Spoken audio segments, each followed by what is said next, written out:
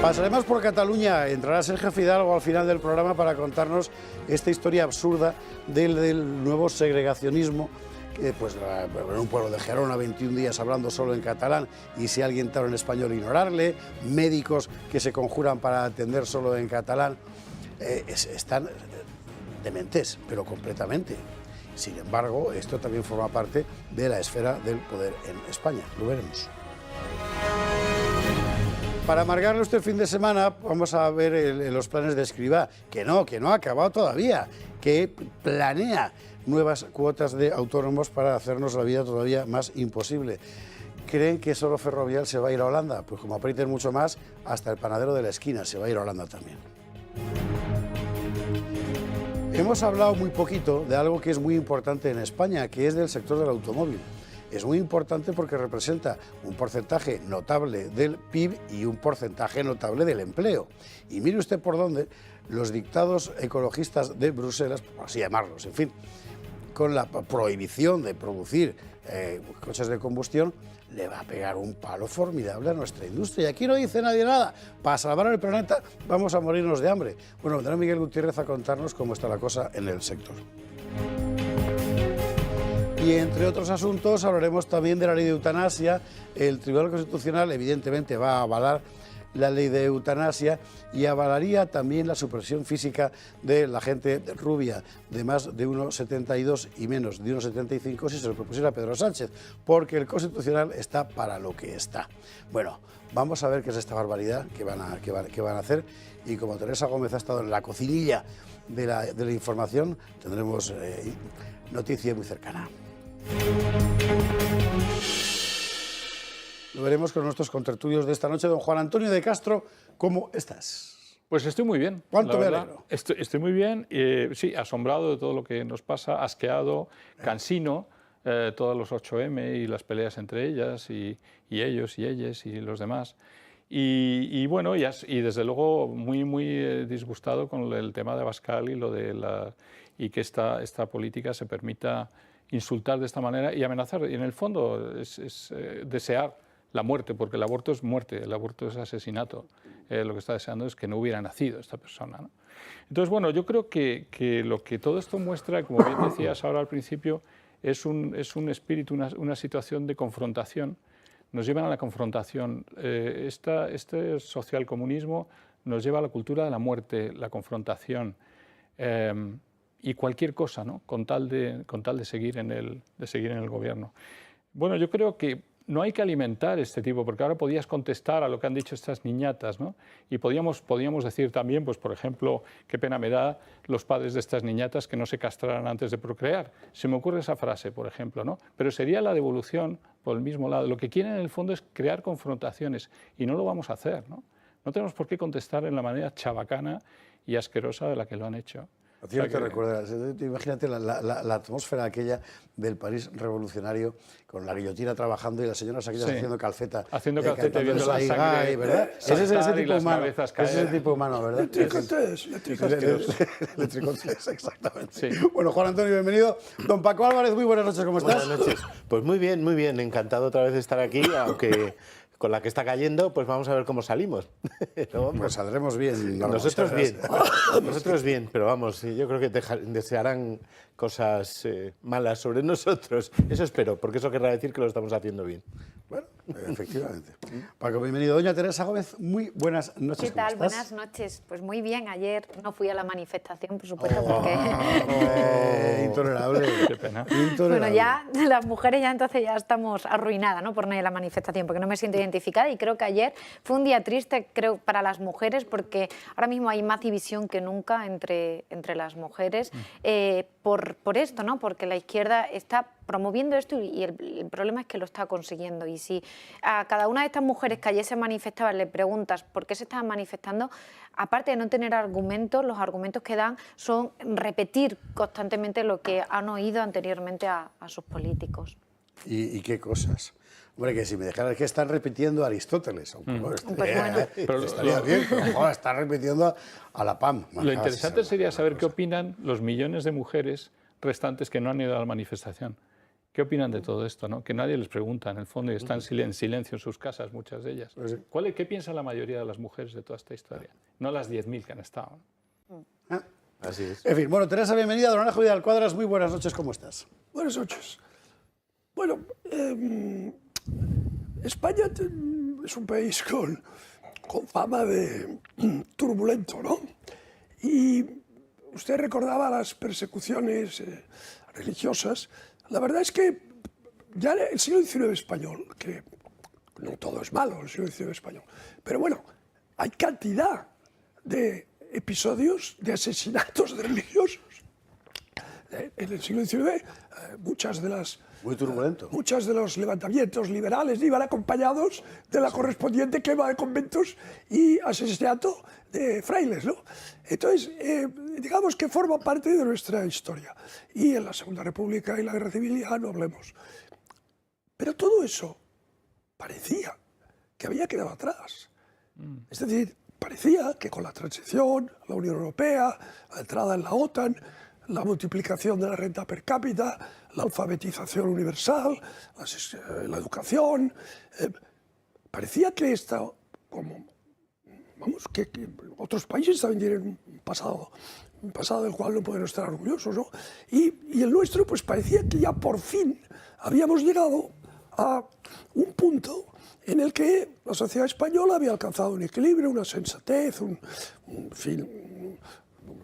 grado de racionalidad. Pues no. Pero cuidado, ¿quién ha traído eso? ¿Quién lo ha traído? Porque claro, todo tiene un responsable. Eso empieza con Zapatero. Eso empieza con Zapatero. Y ahora Sánchez, con sus aliados, lo lleva a la exacerbación. Y yo he de deciros una cosa, mira. El otro día, cuando escuchaba a Irene Montero, con ese gesto que tiene, tan agresivo, tan venenoso, ¿no? Hablar de cosas que no repetiré aquí por respeto a nuestros oyentes y a los presentes, ¿no? Pero todos sabéis de lo que estoy hablando, ¿no? El sexo, la edad de las mujeres, el sexo en determinados periodos. ¿Cómo una ministra habla de eso? Pero qué mal gusto, qué zafiedad, Es que han qué hecho una ordinariez. campaña de publicidad al Es decir, respecto. qué bajeza. Es decir, una ministra hablando de cosas que pertenecen a la esfera privada, de las cuales no hay que hablar. ¿Quién se le ocurre hablar de eso como ministra y diciendo hay que hablar de eso? Pero señora, hay muchas cosas que en las sociedades más civilizadas importantes. no se habla. No en público. Claro, y forman parte de la sagrada intimidad de cada persona y tal. Entonces, han introducido un grado de feísmo, de ordinariez, de zafiedad. O sea, ozan en el fango de la vulgaridad. O sea, es algo terrible. Yo creo que aparte de sus dislates políticos, una cosa que tenemos que reprocharles es hasta qué punto han degradado la sociedad española.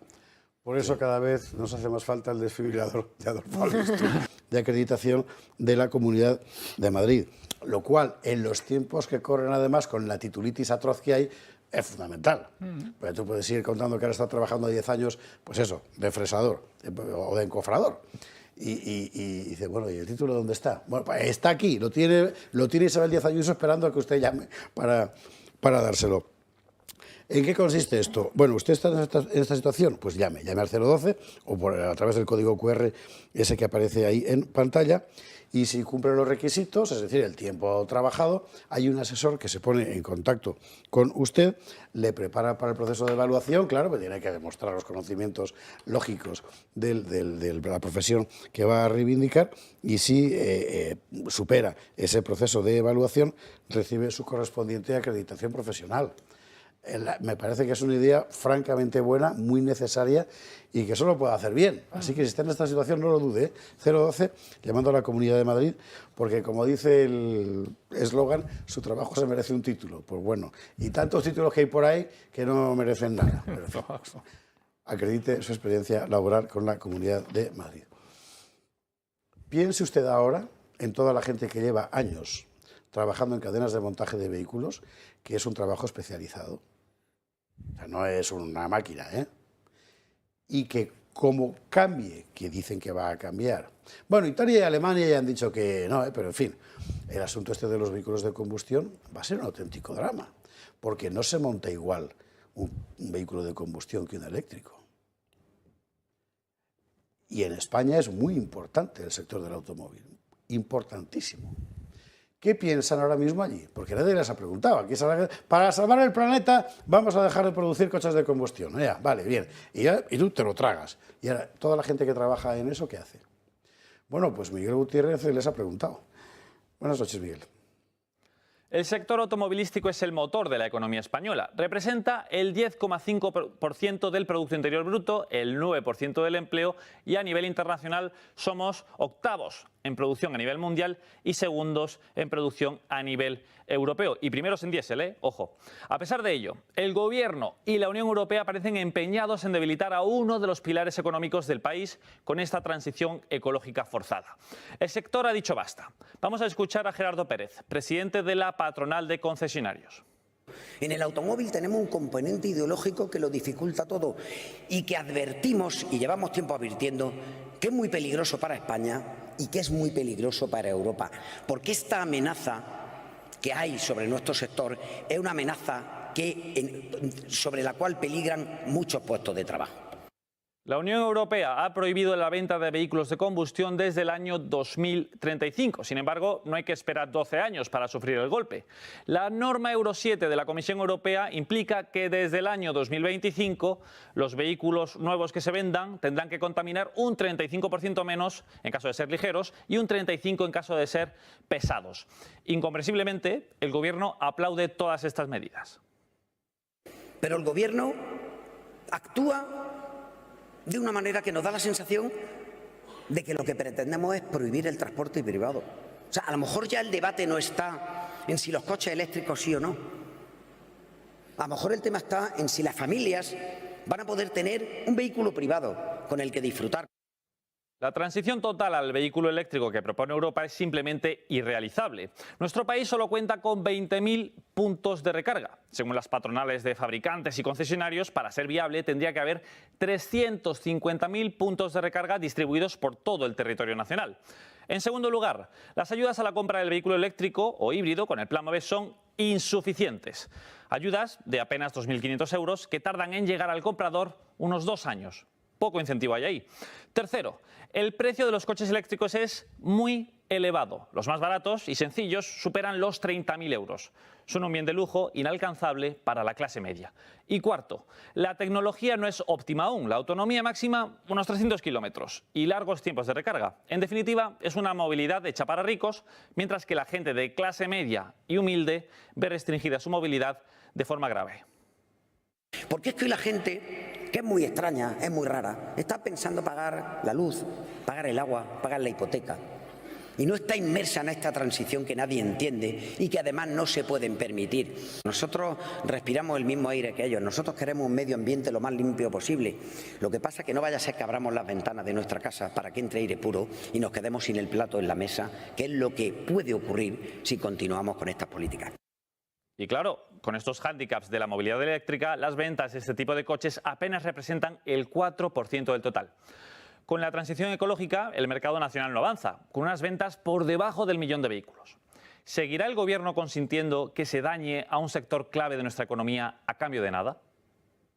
¿Y alguien ha pensado de dónde sacar toda la energía eléctrica necesaria para cargar todo eso?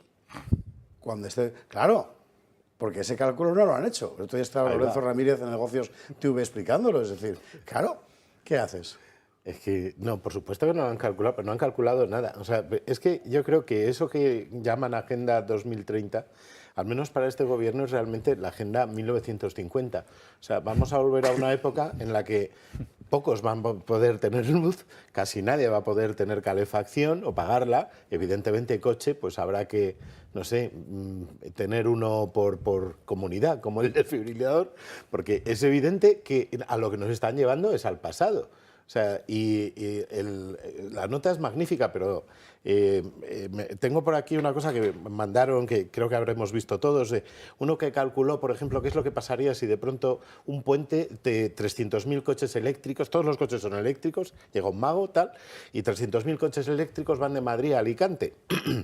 ¿Sí? Eso querría decir... Cosa que vemos habitualmente en los puentes. Que 300.000 no son muchos, vemos muchísimos más. Bueno, pues si hubiera 1.000 puntos de recarga y cada punto de recarga cargara un coche en 30 minutos, que cada punto cargaría en 48 horas 1.000 coches. O sea, que quiero decir que cuando terminara el puente habría gente que todavía estaría sin llegar a Alicante.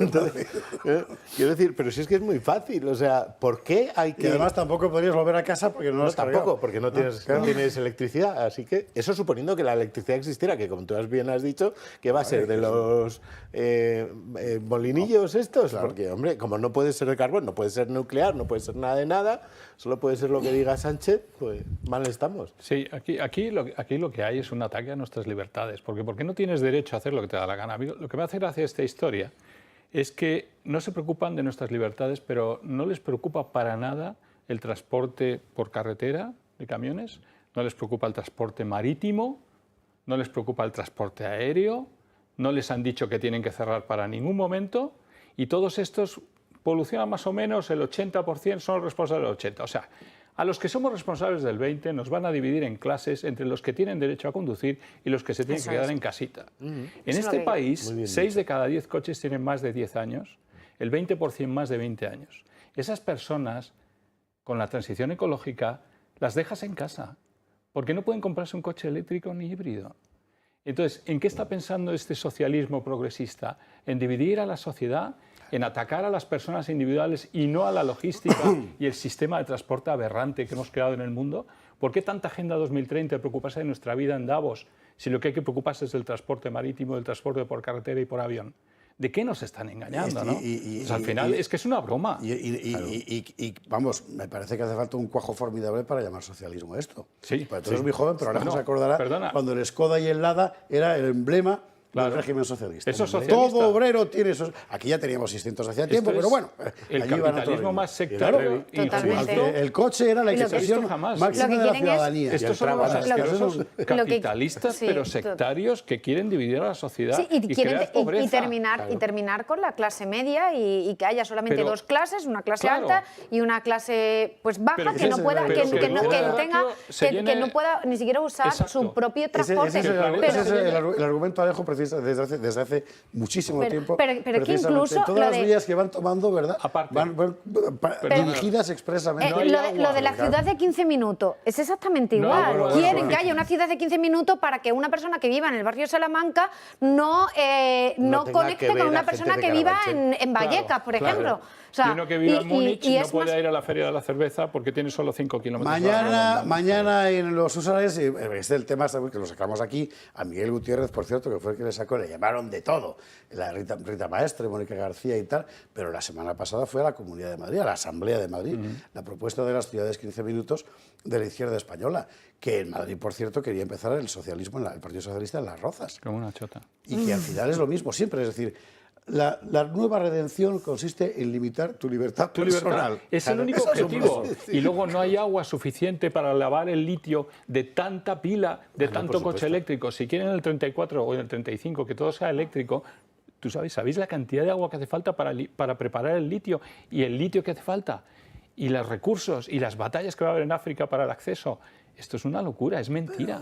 Claro. Y luego los coches eléctricos no son funcionales. Yo estaba hace poco en un coche eléctrico en Francia y hemos tenido que ir con el abrigo puesto porque no llegábamos, porque no se podía poner la climatización. Claro. Esto no está preparado. No. Esto es una broma. No. Claro que no, es totalmente una broma. Sí. Y luego la autonomía es prácticamente nula, porque yo también he ido a Francia con un coche eléctrico y la autonomía es de unos pocos kilómetros. Es una buena noticia. Tengo una noticia para vosotros. A ver. Sí, esto es irrealizable, no va a ser. Es irrealizable. Claro. Acordaos de lo que os digo, ¿eh? Sí. Eso no va a ser. Bueno, hay que decir que Italia y Alemania ya le han dicho a la Comisión que naranjas...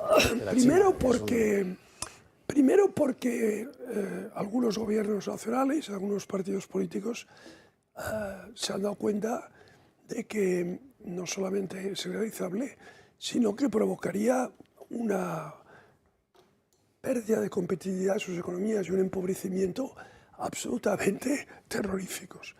Y en segundo lugar, porque la reacción del público, cuando esto empezara a ser tangible, No lo van a aceptar. sería de tal ferocidad que se llevaría por delante a toda esta banda de dogmáticos utópicos. Tú no que saldrías a saben la de lo calle, que hablan. Es yo decir, salgo a la calle, yo vamos a ver, no me da la gana de dejar mi coche, es que no me da la gana. la huella de está. carbono y el daño ecológico de la fabricación de un coche eléctrico, por lo que yo he leído, es similar o superior a la de un coche de combustión. Y os diré más. Los motores de combustión llevan evolucionando desde su origen, ¿no? Es decir, que llevan pues, más de un siglo, ¿no?, evolucionando. Entonces, si uno compara el motor de aquellos viejos cacharros, ¿no?, con la maravilla que son ahora los motores de combustión y lo poco que contaminan, y eso sigue, ese progreso tecnológico sigue. Por tanto, en realidad, si el problema es la contaminación, tranquilos, porque la evolución tecnológica nos va a llevar a un coche de combustión que contamine apenas nada. Entonces, todo el esfuerzo de la transformación de todo un sistema de transporte y de distribución de combustible para llegar a algo que en el fondo es innecesario. Claro. Es decir, lo que sorprende es que ese debate, que aquí siempre lo hemos llevado con total rigor y con apertura y con sinceridad, ¿no?, se da en muy pocos sitios. Sí. O sea, hay una censura y, lo que es peor, una autocensura. ¿Por qué? Y entonces todos esos Porque creadores... prima el dogma ideológico claro. verde Entonces, tú del ves- cambio Nada más que climático, ver que se lo crea hasta Tamames, por ejemplo. Incluso hay muchos diputados y politiquillos de la derecha que van con el circulito y los colorines. De la ¿no? Agenda 2030. sí, ¿Por sí. qué? Porque es guay, Es guay. porque es moda, hace fashion. Entonces, pero no saben de lo que están hablando. Es verdad Entonces, lo de la autocensura, porque no tienes más que ver los anuncios de coches. Los anuncios de coches son todo anuncios de coches eléctricos. Y no se venden coches eléctricos. Entonces, ¿por qué sigues anunciando coches eléctricos? O sea, quiero decir, yo he trabajado, no sé, 35 años en publicidad multinacionales y lo que no se vende lo dejas de publicitar Ya. y publicitar lo que vendes. Pero es que hay que publicitar esto para parecer que eres guay. Luego son ya solo- No, y la compras- mayoría de la gente que engañada al final ha terminado comprando Buah. un vehículo de este, Tremendo. al final no está contenta con la ¿Sabes? compra, El- ¿no? el 0,32% el vehículo Funciona si eléctrico- tú tienes un chalet donde tengas cargarlo y una oficina donde puedas cargarlo. El vehículo Ya está. eléctrico, Pero eso es Si no, no inviable. funciona. Claro, no el te vayas a vehículo Valencia. eléctrico No. solo tiene sentido, y es hoy todavía un lujo, Para ciudades. si te mueves en el ámbito urbano estrictamente, es decir, que cada día haces menos de 80 o 70 kilómetros y tienes garantizada la recarga en origen y en destino. Claro. Ya. Entonces sí, o sea, imaginemos el caso ideal, un bonito chalet en una urbanización de lujo con su piscina, tal. Las Rozas. El precioso garaje con el coche rutilante dentro del garaje y el cargador. enchufito. Entonces este señor se levanta, ya el coche va cargado durante la noche, se va a la ciudad, tal, trabaja, hace sus recaditos y vuelve. Eso sí, ¿cuántos viven así? No sé, pero Pregunto. qué aburrido, porque no puedes ir a ¿Cuántos Cuenca, viven ¿no? así? Claro. Y además, pobre de pilles ti, un atasco, te que quedas- salgas Pues a la un ciudad. grupo, pues, reducido. ya, Bueno, pero un grupo reducido, por eso lo que quieren hacer Grupo es crear, reducido, ahí crear está, dos ahí está. grupos sociales, Dos es grupos decir, sociales. y terminar con la clase media. Lo Los mismo que ocurre pueden con lo y de los que comer no carne, pueden. o sea, Exacto. no puedes comer carne tú, que eres de la clase media, pero yo sí Esto voy a me comer viene muy bien carne. para Pues introducir el exactamente siguiente igual. tema que está muy conectado. Totalmente. Y eso, yo creo que nunca insistiremos bastante en la importancia de este asunto, porque es un cambio histórico de un calado formidable. La gran heroicidad de los europeos después de la Segunda Guerra Mundial fue construir una sociedad en la que era envidiable vivir, porque se había conseguido incorporar a masas desheredadas al proceso de producción y de consumo, además en términos de libertad personal muy importante, y la propiedad sirvió precisamente para que las libertades personales fueran cada vez mayores. La clase media era eso, y es eso lo que se está encargando, pero además deliberadamente y en nombre de la redención de la humanidad por el cambio climático. Y todas las políticas convergen en eso, y las políticas de castigo al profesional autónomo también. y de forma particularmente notable, es decir, cada vez es más difícil. Cada vez es más difícil ganarse la vida autónomamente, que de eso se trataba precisamente, ¿no? Borja García el otro día estuvo mirando las nuevas ideicas de esa mente calenturienta que es la del ministro Escrivá para seguir sangrando al autónomo. Claro, en España son millones, en toda Europa en realidad, porque aquí decimos siempre, España es un país de pymes, Francia también, por ejemplo. Pero es que a eso nos llevó precisamente el modelo de desarrollo de la posguerra, a que la gente se pudiera ganar la vida. Bueno, pues es lo que se ha acabado y están haciendo todo lo posible para que cada vez sea más complicado ganársela. Borja García no se marche, véalo, y luego ya sí, por lo menos sabe usted contra qué tiene que pelear. Borja García nos lo va a contar. Impuestos a las eléctricas, impuestos a la banca, ataques personales a presidentes de grandes corporaciones. Parece evidente que el gobierno de Pedro Sánchez ha declarado la guerra a la gran empresa. Pero ¿y los negocios más pequeños? ¿Acaso el Estado se ha olvidado de ellos? Como pueden imaginar, la respuesta es no. Y el Ejecutivo ya ha iniciado su plan para exprimir hasta la última gota de esfuerzo de los trabajadores autónomos. Así, desde el 1 de enero, los trabajadores por cuenta propia están obligados a cotizar en función de sus ingresos reales, eliminando de un porrazo su libertad para decidir la base de cotización. Como ya explicamos en programas anteriores, los autónomos pasarán a cotizar a través de un sistema de cuotas por tramos, en el que solo se verán mínimamente beneficiados los 4 primeros. Los trabajadores que tengan unos ingresos mensuales entre 1.300 y 1.700 euros se quedarán exactamente igual. Y a partir de ahí, todos pasarán a pagar mucho más, llegando incluso a duplicarse la cuota en los últimos tramos. Para hacernos una idea del atraco que sufren cada mes millones de trabajadores autónomos, nada mejor que ilustrar la situación con un ejemplo práctico. Imaginemos que Pedro Antonio es un trabajador autónomo que decide iniciar su actividad en 2018 y que tiene unos ingresos anuales de 30.000 euros. El tiempo pasa y llegamos a 2023, donde Pedro Antonio tendrá que pagar casi 60 euros más al mes de cuota que hace apenas unos años y 50 euros más que en 2022. Es decir, Pedro Antonio pagará en 2023 700 euros más que en 2018 y 600 euros más que hace apenas un año, en 2022.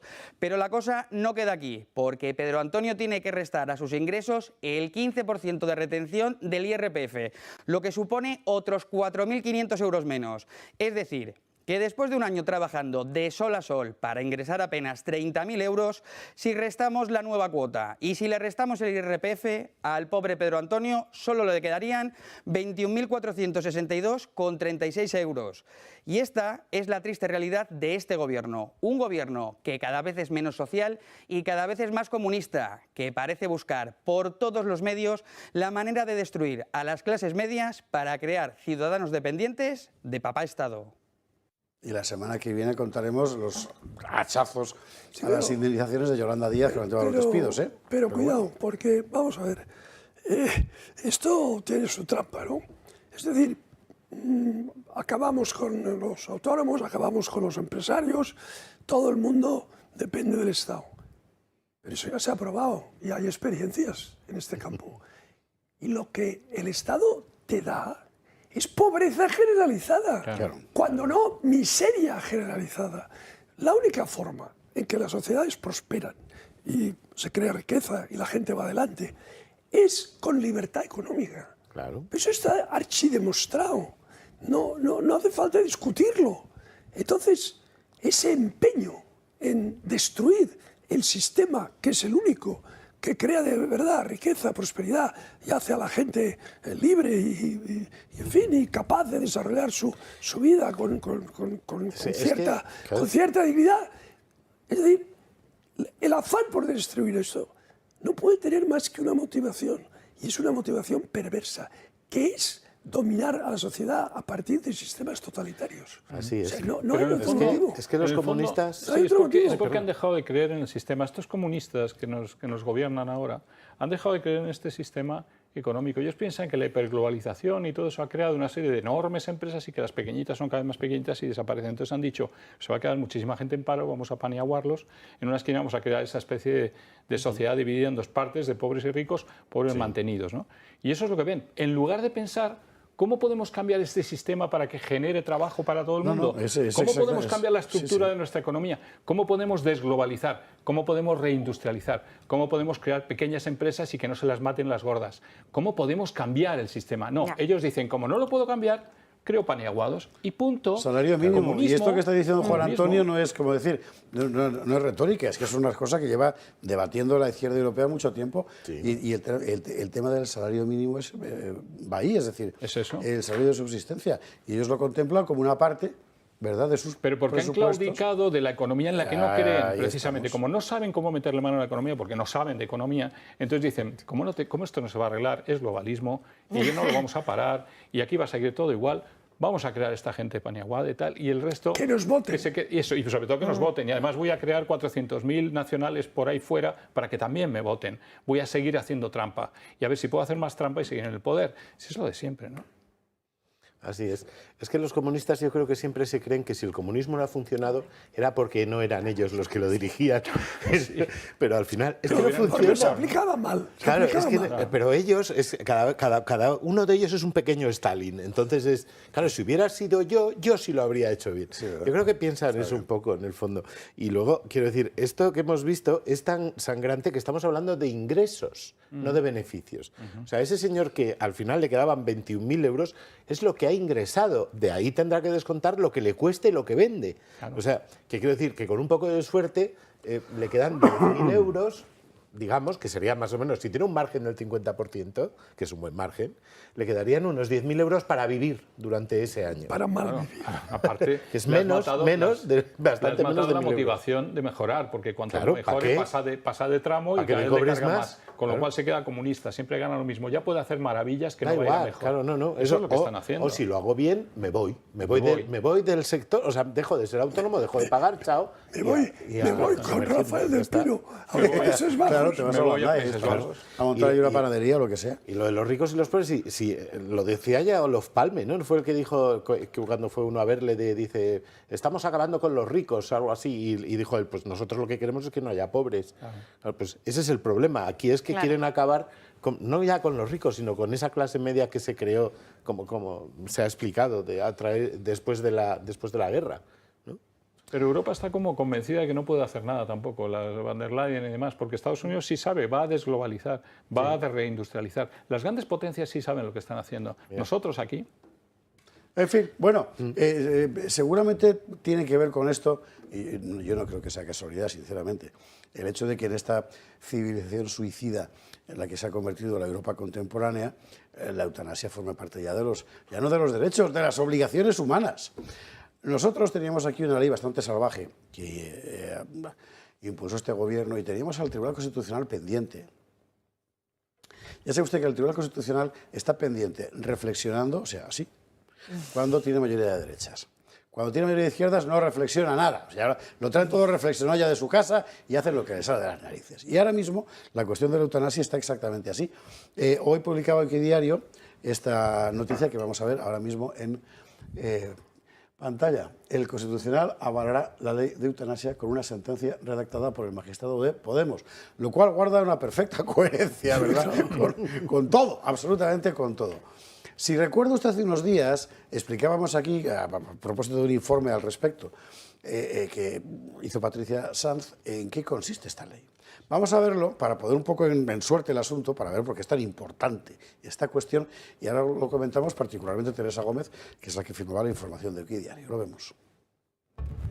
La ley de eutanasia cumple más de año y medio en vigor y por fin Sanidad publica su primer informe anual, un documento correspondiente al 2021, el primer medio año en que empezó a solicitarse la mal llamada prestación de ayuda para morir y en el que se niega parte de la información a los españoles. Después de una introducción adoctrinadora con frases como: la eutanasia conecta con un derecho fundamental como es la vida, pero que se debe conectar con otros igualmente protegidos constitucionalmente, la integridad integridad física y moral de la persona, la dignidad humana, el valor superior de la libertad ideológica y de conciencia o el derecho a la intimidad. Una demanda sostenida de la sociedad actual como es la eutanasia. Se enumeran las comunidades autónomas que han aprobado un marco legal de desarrollo de la ley reguladora y las dos únicas reuniones mantenidas en año y medio para coordinarse las regiones con el Ministerio de Sanidad. La segunda de ellas días antes de que la ministra comunicara los únicos datos oficiales que su cartera ha hecho públicos. Según la última información disponible y con carácter provisional, a día de hoy en España se han realizado en torno a 180 eutanasias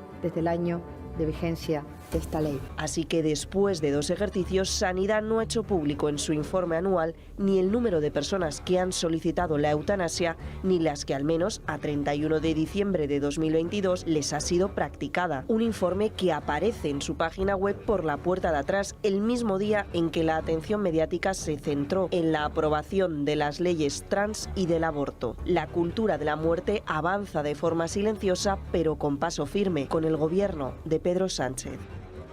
Y sin el menor debate social, ¿eh? Porque de esto no se ha hablado nada. Y político tampoco, me da la impresión, en fin, Teresa. Sí. Sí que es cierto que incluso se podría haber revertido la situación en el Tribunal Constitucional si el exministro socialista Campo y esa trabajadora de Moncloa, Laura Díez, se hubiesen apartado como pidió el Partido Popular y como pidió Vox, que en este caso es quien, bueno, los dos pusieron el recurso, pero el que se va a debatir primero es el de Vox, ¿no? Si hubiese habido una mayoría pues no progresista y por lo tanto, o no de izquierda, perdón, y por lo tanto hubiese habido más debate. Ahora, con Cándido Conde Pumpido a la cabeza del Tribunal Constitucional, de repente quieren resolver todas estas cuestiones porque anteriormente, bueno, de hecho ayer hubo un acto en el Tribunal Constitucional donde el propio presidente del Constitucional decía que había muchos temas pendientes que los tenía que resolver ya todos en los próximos meses. Uno ha sido la ley del aborto, que la va a ratificar, pese a que el ponente no estuviese a favor y declarase parte de ella inconstitucional, pero como la mayoría es de izquierda, finalmente se va a hacer otro borrador y lo va a hacer otra persona distinta, otro magistrado distinto, y otra es la ley de la eutanasia, que son, pues en este caso, una de las leyes estrella del gobierno de Pedro Sánchez. Y al final van siempre yo creo que vulnerando el artículo 15 de la Constitución española, la defensa del derecho a la vida y normalizando, ¿no?, el supuesto o lo que ellos defienden que es el derecho a la muerte, que no existe. Y entre las notas de este juez, que fue además el defendido, el propuesto por Podemos para el Constitucional, de Ramón Sáez, no ha hecho un borrador, pero sí que ha plasmado en unas notas su defensa y viene a defender, pues eso, que existe el derecho a la muerte prácticamente, ¿no? Entonces, igual que ahora, que 10 años más tarde se ha normalizado, por así decirlo, el aborto, veremos dentro de 10 años como también se va a normalizar la eutanasia en lugar de exigir al gobierno que se invierta más pues en cuidados paliativos, ¿no?, para los enfermos y para que estos enfermos no quieran solicitar y no quieran morir. Es terrible. Yo me pregunto qué le pasa al gobierno ¿por qué no saben contar los muertos? O sea, quiero decir, ¿cómo nos podemos fiar de un gobierno que luego nos da otras estadísticas que evidentemente si no han sido capaces de decirnos cuánta gente murió en pandemia, si no han sido capaces de decir cuánta gente ha, digamos, muerto por eutanasia desde que está en vigor esto, ¿cómo nos vamos a fiar de estos señores de que sean capaces de contar, no sé, algo más etéreo como el Producto Interior Bruto, el índice de precios al consumo? O sea, el paro ya hemos visto que no. No, el paro no. Que estaban mintiendo como todo el mundo, ¿verdad? Claro. Lo sabía, pero no se podía. Solo en 500.000. Nada más. Qué barbaridad. No, a mí lo primero es esta ley de eutanasia se discutió, si no recuerdo mal, durante la pandemia, en el momento más encerrado de todos y con nocturnidad, alevosía y todo lo demás. Es decir, que no hubo tiempo de crear un auténtico debate y era como para verte, no solo un debate nacional, sino un referéndum nacional por sí o no la pandemia, igual que el aborto, que son temas suficientemente importantes para que vote la gente, ¿no?, en el país. No se ha hecho. Y luego llamarle derecho subjetivo de nueva generación me suena de lo más raro, que se enfrenta al derecho objetivo del derecho a la vida. Y todo eso el Constitucional lo tiene que cocinar y ver si el derecho subjetivo de nueva generación es mejor que el derecho objetivo a la vida. Es que me parece tal. Y luego, si está dirigido por esta persona que decías, este magistrado, Ramón Sáez, que es de la línea progresista de Podemos y demás, pues bueno, pues ya sabemos un poco lo que va a salir con las mayorías que hay en este momento. Pero a mí lo que me preocupa también de esta ley es el tema de la definición, ¿no? Hay un momento que dice, puede ser por padecimiento grave, crónico e imposibilitante. ¿Quién decide? ¿Decide el médico? Grave, crónico, grave, muchas enfermedades graves, crónicas, muchas graves crónicas, imposibilitante, ¿hasta qué punto? ¿Hasta qué punto decide el enfermo, el médico, el grupo? El margen es tremendo, ¿no? Y luego certificarlo, obligar a certificarlo como muerte natural, me parece un sarcasmo, ¿no? Muerte natural, no, es una muerte dirigida y organizada por el Estado que te ha facilitado en definitiva suicidarte. Es una ayuda al suicidio, no es una muerte natural. Vamos a ver, el suicidio ha existido desde tiempo inmemorial. Bien, perfecto. Y los hombres se han suicidado. En Roma lo hacíamos mucho, pero... Pues se han suicidado fruto pero por motivos de honor y tal, o porque te lo decía el emperador, suicídate. Sí, pero fruto de pues una gran desgracia, una tremenda decepción, una alteración de la mente, ¿no?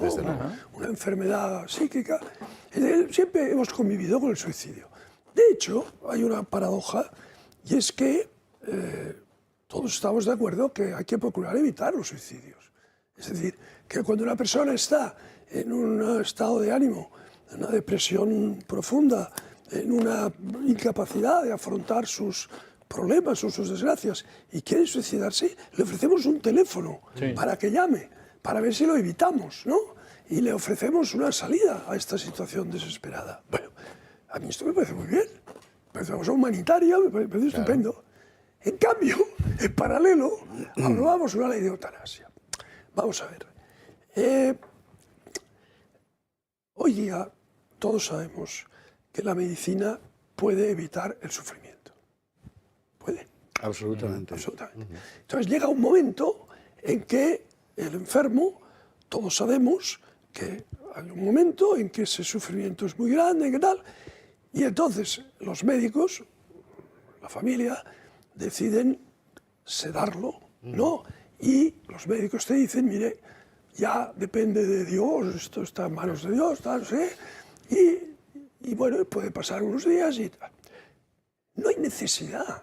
Y luego está el testamento vital también. No hay necesidad de someter al médico a esa presión. ¿No? O sea, no hay necesidad de poner a la gente en esa tesitura. Es decir, el ser humano tiene un principio y tiene un fin. Entonces, cuando se acerca el fin, que puede ser súbito o puede ser prolongado, por desgracia, la ciencia médica ha avanzado lo suficiente como para hacer que ese tránsito no implique sufrimiento. Esto lo sabemos todos, mucho lo hemos vivido. Claro. Entonces, ¿por qué una ley de eutanasia?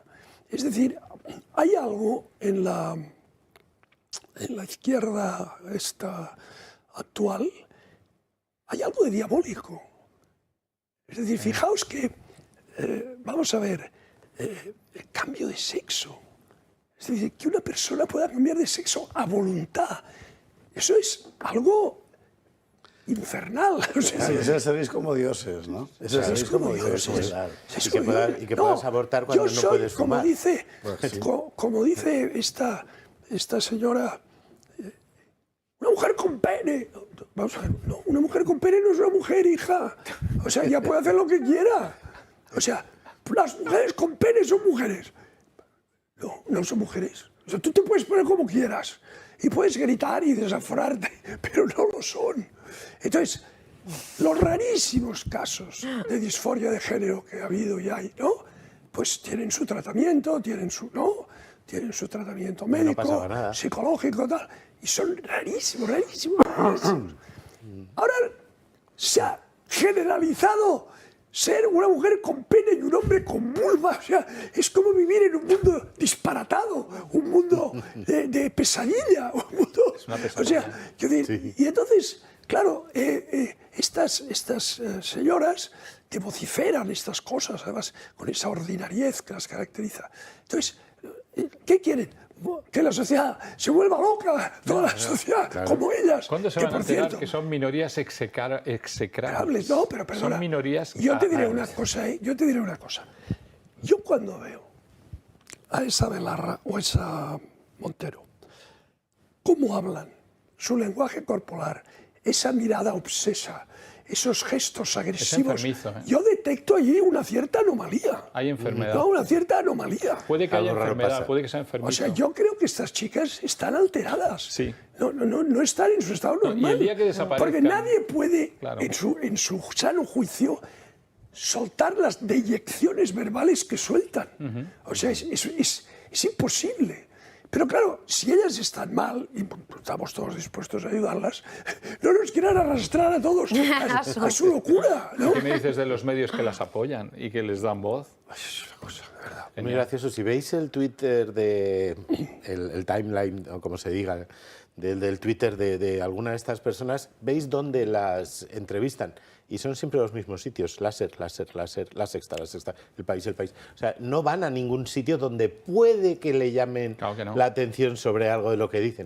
Porque, claro, es que ellos van al Pravda, ¿no? En Cuba hay libertad de prensa. Puedes comprar, hay un periódico, lo puedes comprar por la mañana, por la tarde o no comprarlo. Ya está. Pues esto igual. Pero además incluso su medio de comunicación, su prensa, los medios de comunicación que realmente son de la izquierda, que son los que han propiciado, ¿no?, la existencia de Podemos, hay ciertas medidas como la ley del solo sí es sí, que las consecuencias son objetivas y que incluso eso la han llegado a criticar. Dentro de un instante hablaremos específicamente de la temática 8 y alrededor. Ahora estamos eutanatizando y yo quiero contar una cosa. Es que esto que ha dicho Alejo es muy importante, lo de la evolución de la ciencia también en el tratamiento del dolor. En realidad la gran campaña para normalizar la eutanasia como una especie de derecho reivindicado filosóficamente y tal, le empiezan Arthur Koestler y su mujer Cynthia, que fundan una asociación que se llama Exit, cuando vivían en Londres y tal, y se suicidaron los dos, finalmente. Pero claro, hablamos del año 80. Es que han pasado 40 y pico años ya. Es que no tiene nada que ver la situación del tratamiento del dolor y del paciente. Y esto, en fin. Bueno, hay que irse oye, ¿qué le queda al Constitucional? Ya que estás aquí, cuéntanos. Porque ahora tiene que sacar, ¿qué más adelante? La ley CELA, que también la aprobará, por supuesto. Vas a pasar, ¿eh? La ley CELA y que también fue de estas leyes eutanasia, pandémicas, ¿no? También sobre, que yo creo que aquí va a haber mucha sorpresa, la retirada del escaño a Alberto Rodríguez, al Rastas. ¿Por qué se va a dar sorpresas? Yo creo que va a haber sorpresas. ¿Tú crees que se lo van a dejar? Que le van a dejar el escaño. No y van a meter en la cárcel al policía. No. Al policía a los pies del escaño al de policía Alberto, no, pero esa decisión la tomó Meritxell Batet. Ya. Pero entonces Juan Carlos Campo debería inhibirse si es la pareja, ¿no? Claro, es la pareja. Pues no lo va a hacer, ¿eh? O sea, sí, vive con ella en casa. No se inhibe nadie. Vive con ella en casa, es su pareja, pero bueno, luego dictan resoluciones que afectan a la persona con la que duermes todos los días. Qué guay. Bueno, se llamaba de alguna manera. Bueno, de vez en cuando. Cuando no está con... No he dicho nada, ni lo iba a decir. Nos vamos a la publicidad. Ahí te voy a contar un libro. Esto le va a encantar, yo estoy seguro, sobre todo a Alejo. Ya verá usted por qué. Mire, ha estado por aquí Enrique Estuy, que además ha estado bien en la tele. Usted, si es veterano lector de prensa, para la gente que ahora está en los online, tal, no, porque hay lo que son comentarios, que la gente firma con seudónimo, es una basura todo. Pero hubo un tiempo en que los periódicos publicaban cartas al director. Y era un género de lo más estimable. Y había incluso adictos, no solo lectores adictos, también escritores adictos y gente que mandaba permanentemente cartas al director, sobre todo en la prensa provincial, eso era muy común, ¿no? Un auténtico género periodístico, ¿eh? Todo lo que no cabía en las columnas habituales, pues cartas al director. Pues Enrique Estuy se le ha ocurrido, el libro se llama Ocurrencias precisamente, publicar un volumen con todas sus cartas al director. Años y años y años de cartas al director. Y de verdad que vale la pena, hablando de todo lo divino y todo lo humano, de todo lo que a usted se le pueda ocurrir. Además, la carta al director ha de ser necesariamente breve. Exactamente, sí. Claro. Aquí estamos hablando en realidad de billetes, ¿no? Lo que ahora llaman tweets. Sí, es que es hipertweet. No, pero claro, de verdad que está francamente bien, ¿eh? Esto es una idea muy interesante. Ocurrencias de Enrique Stuig, y yo lo aconsejaría particularmente para los estudiantes de periodismo, para que vean cómo hubo un tiempo en que los lectores escribían incluso mejor que los escritores de periódicos, efectivamente.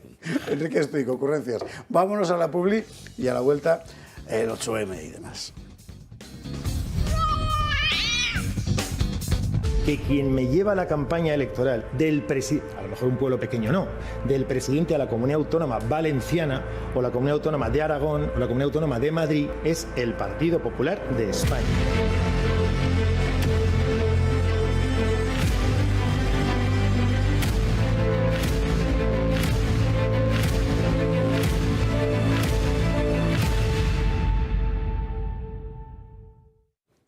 El último juicio, no sé cuántos años llevan, el tema Camps, una barbaridad. Desde el 2000... No le han condenado a nada, me parece que este es el... Ya he perdido la cuenta, creo que es el 10º juicio. Todos ya absolutamente absueltos, en fin, de verdad es una cosa alucinante. Pero vaya usted a la calle y pregunte. Pero eso que se hace con Paco Camps... Es la destrucción de la persona. No, hay un término castellano que lo describe perfectamente. Ensañamiento. Ensañamiento. O sea, es el ensañamiento. Es ensañamiento. Que, por cierto, en el derecho penal está castigado. Sí. O sea, un crimen, si es con ensañamiento, es más grave, ¿no? Y el ensañamiento judicial está... El ensañamiento judicial. Pero vamos a ver... Y mediático, sobre todo, porque entonces, la Sexta hace especiales en la puerta de la Audiencia Nacional cubriendo este juicio. Que a Paco Camps le han destruido su vida por cuestiones que reiterada y repetidamente los tribunales han considerado que no era delito. Impresionante. Entonces, este es un fenómeno muy preocupante que nos debería llevar a algunas conclusiones, ¿no? ¿De qué sociedad estamos construyendo, ¿no? Pues la misma que hemos visto en las manifestaciones de ayer. Eso es. Bueno, vamos a ello enseguida, antes, para que pase mejor. Y va a pasar inmejorablemente. Tejoneras, que es el vino que tenemos hoy, como siempre, aquí en la mesa. Sabe usted que el vino de cabecera del Gato al Agua es el vino Tejoneras, el mejor vino de pago, o sea, del terruño, del paus, de la Comunidad de Madrid, que nace ahí, en esa finca Tejoneras, que así se llama, maravillosa, al oeste de Madrid, un suelo estupendo de granito y de pizarra, con las mejores variedades del mundo, además de las uvas garnachas centenarias propias de ese suelo. 17 premios internacionales el año pasado, que lo voy a contar. Tenemos, como usted sabe, oferta Tejoneras, pack Tejoneras, para los espectadores del Gato al Agua, que le detallo. Una botella 750 Gran Reserva, 2 Tejoneras Reserva, que es la del cuello azul, y 9 de vino Lagraz Crianza, más las 2 copas serigrafiadas Tejoneras. Bueno, todo eso, o sea, 12 botellas del mejor vino de Madrid por solo 99 euros, que significa que se ahorra usted un 30% respecto a lo que le costaría en el mercado. Y además, por cierto, que de esos 99 euros, durante estos meses, 5 van a la Fundación Madrina de Conrado Jiménez, que está haciendo un trabajo fantástico de acogida de refugiados de la guerra de Ucrania, sobre todo madres y niños, en particular madres gestantes. Bueno, pues de esos 99 euros, 5 van para esta gente que necesita de todo. Gracias a Tejoneras, ahí tienen una ayuda. ¿Sabe usted que los vinos Tejoneras los puede encontrar en toda España en el Corte Inglés? Y en Madrid, además de en el Corte Inglés, en Alcampo, Sánchez Romero, Carrefour y Distribuciones Adán. Tejoneras. Y ahora ya os lo podéis beber, aunque veo que ya habéis empezado antes de tiempo, pero bueno. Hombre, ya empecé. Estamos en ello. Está buenísimo, ya lo creo que sí.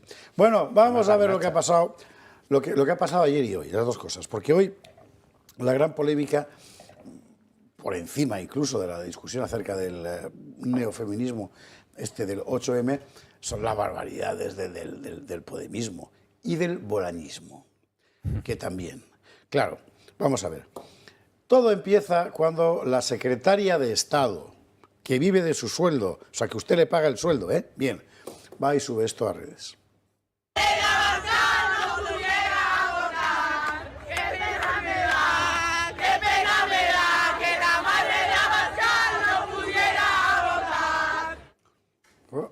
Bueno, insisto en lo que he dicho antes, o sea, que 4 acémilas o 40, da igual, para que griten barbaridades, está en su naturaleza.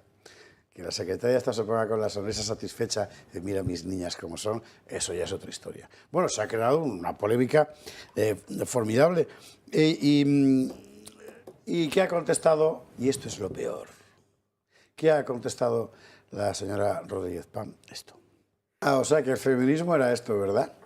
Bueno, dice que el feminismo poco más consiste en desear la muerte al líder de un partido político democrático. Espera que todo puede empeorar. Pero esto hace 2 meses, ¿cómo le llamaban ellos? Violencia política, ¿no? ¿No era esto violencia política? Esto es algo mucho todo menos puede empeorar y ha empeorado. A todo esto, esta señora, mientras decía eso así toda chula, borraba el vídeo de sus redes. No vaya a ser que, porque es un delito de odio, evidentemente. Claro. Pero decía que todo puede empeorar y efectivamente ha empeorado porque estaba hoy en Extremadura el prodigioso Bolaños con Fernández Vara. Y a Bolaños le han preguntado. ¿Y qué cree usted que ha contestado Bolaños? Vamos a ver, me parece que además que tenemos todo el episodio. Porque no ha hablado solo Bolaños. A Fernández Vara, que estaba con él, le ha dado tanta vergüenza que sin preguntarle a él ha intervenido. Es médico. Que por cierto es médico. Es médico y habría que ver cómo están los hospitales en Extremadura, porque hoy me han pasado unas imágenes de los... No derivemos. Bueno, sí. Están como los trenes. Vamos, Bolaños.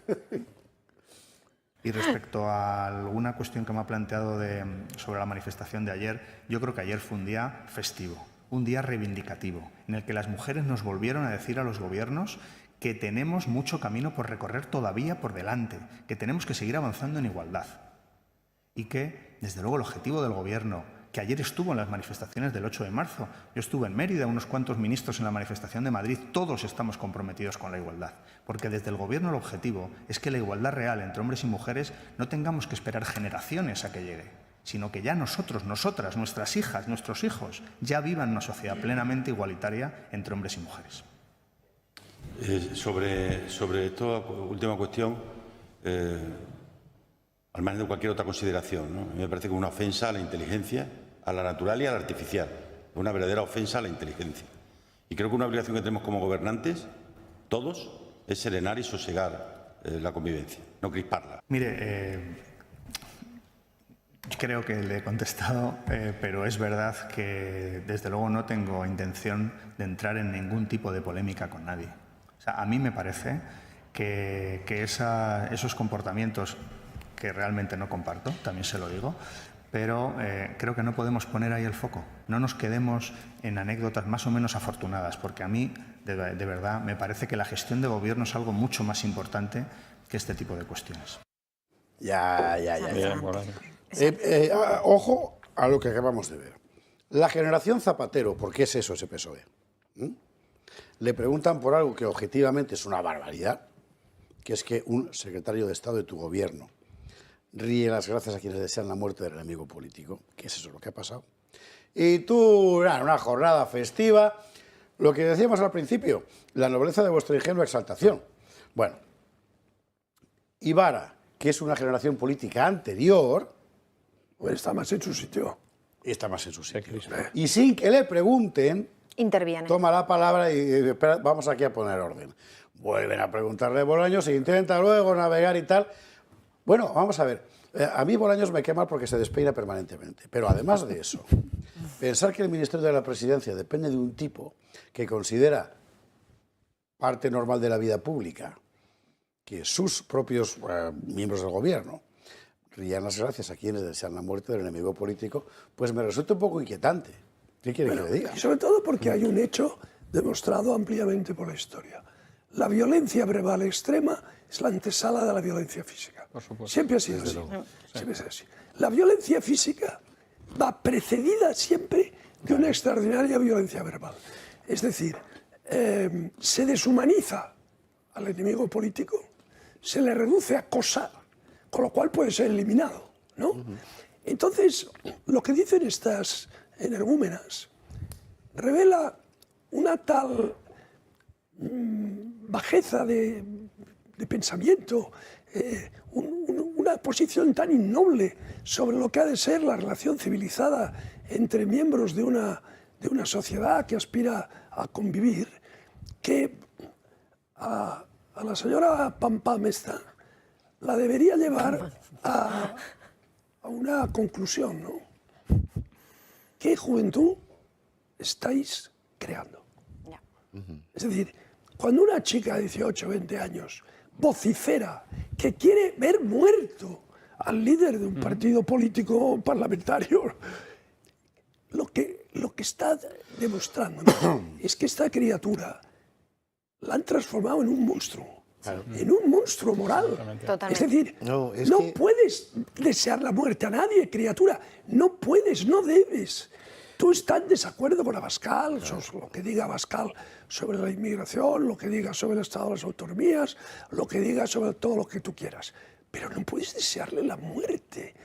Porque si tú le deseas la muerte, estás creando un clima que acaba, a lo mejor, como acabó el pobre don José Calvo Sotelo. Claro. ¿Sabes lo que te digo?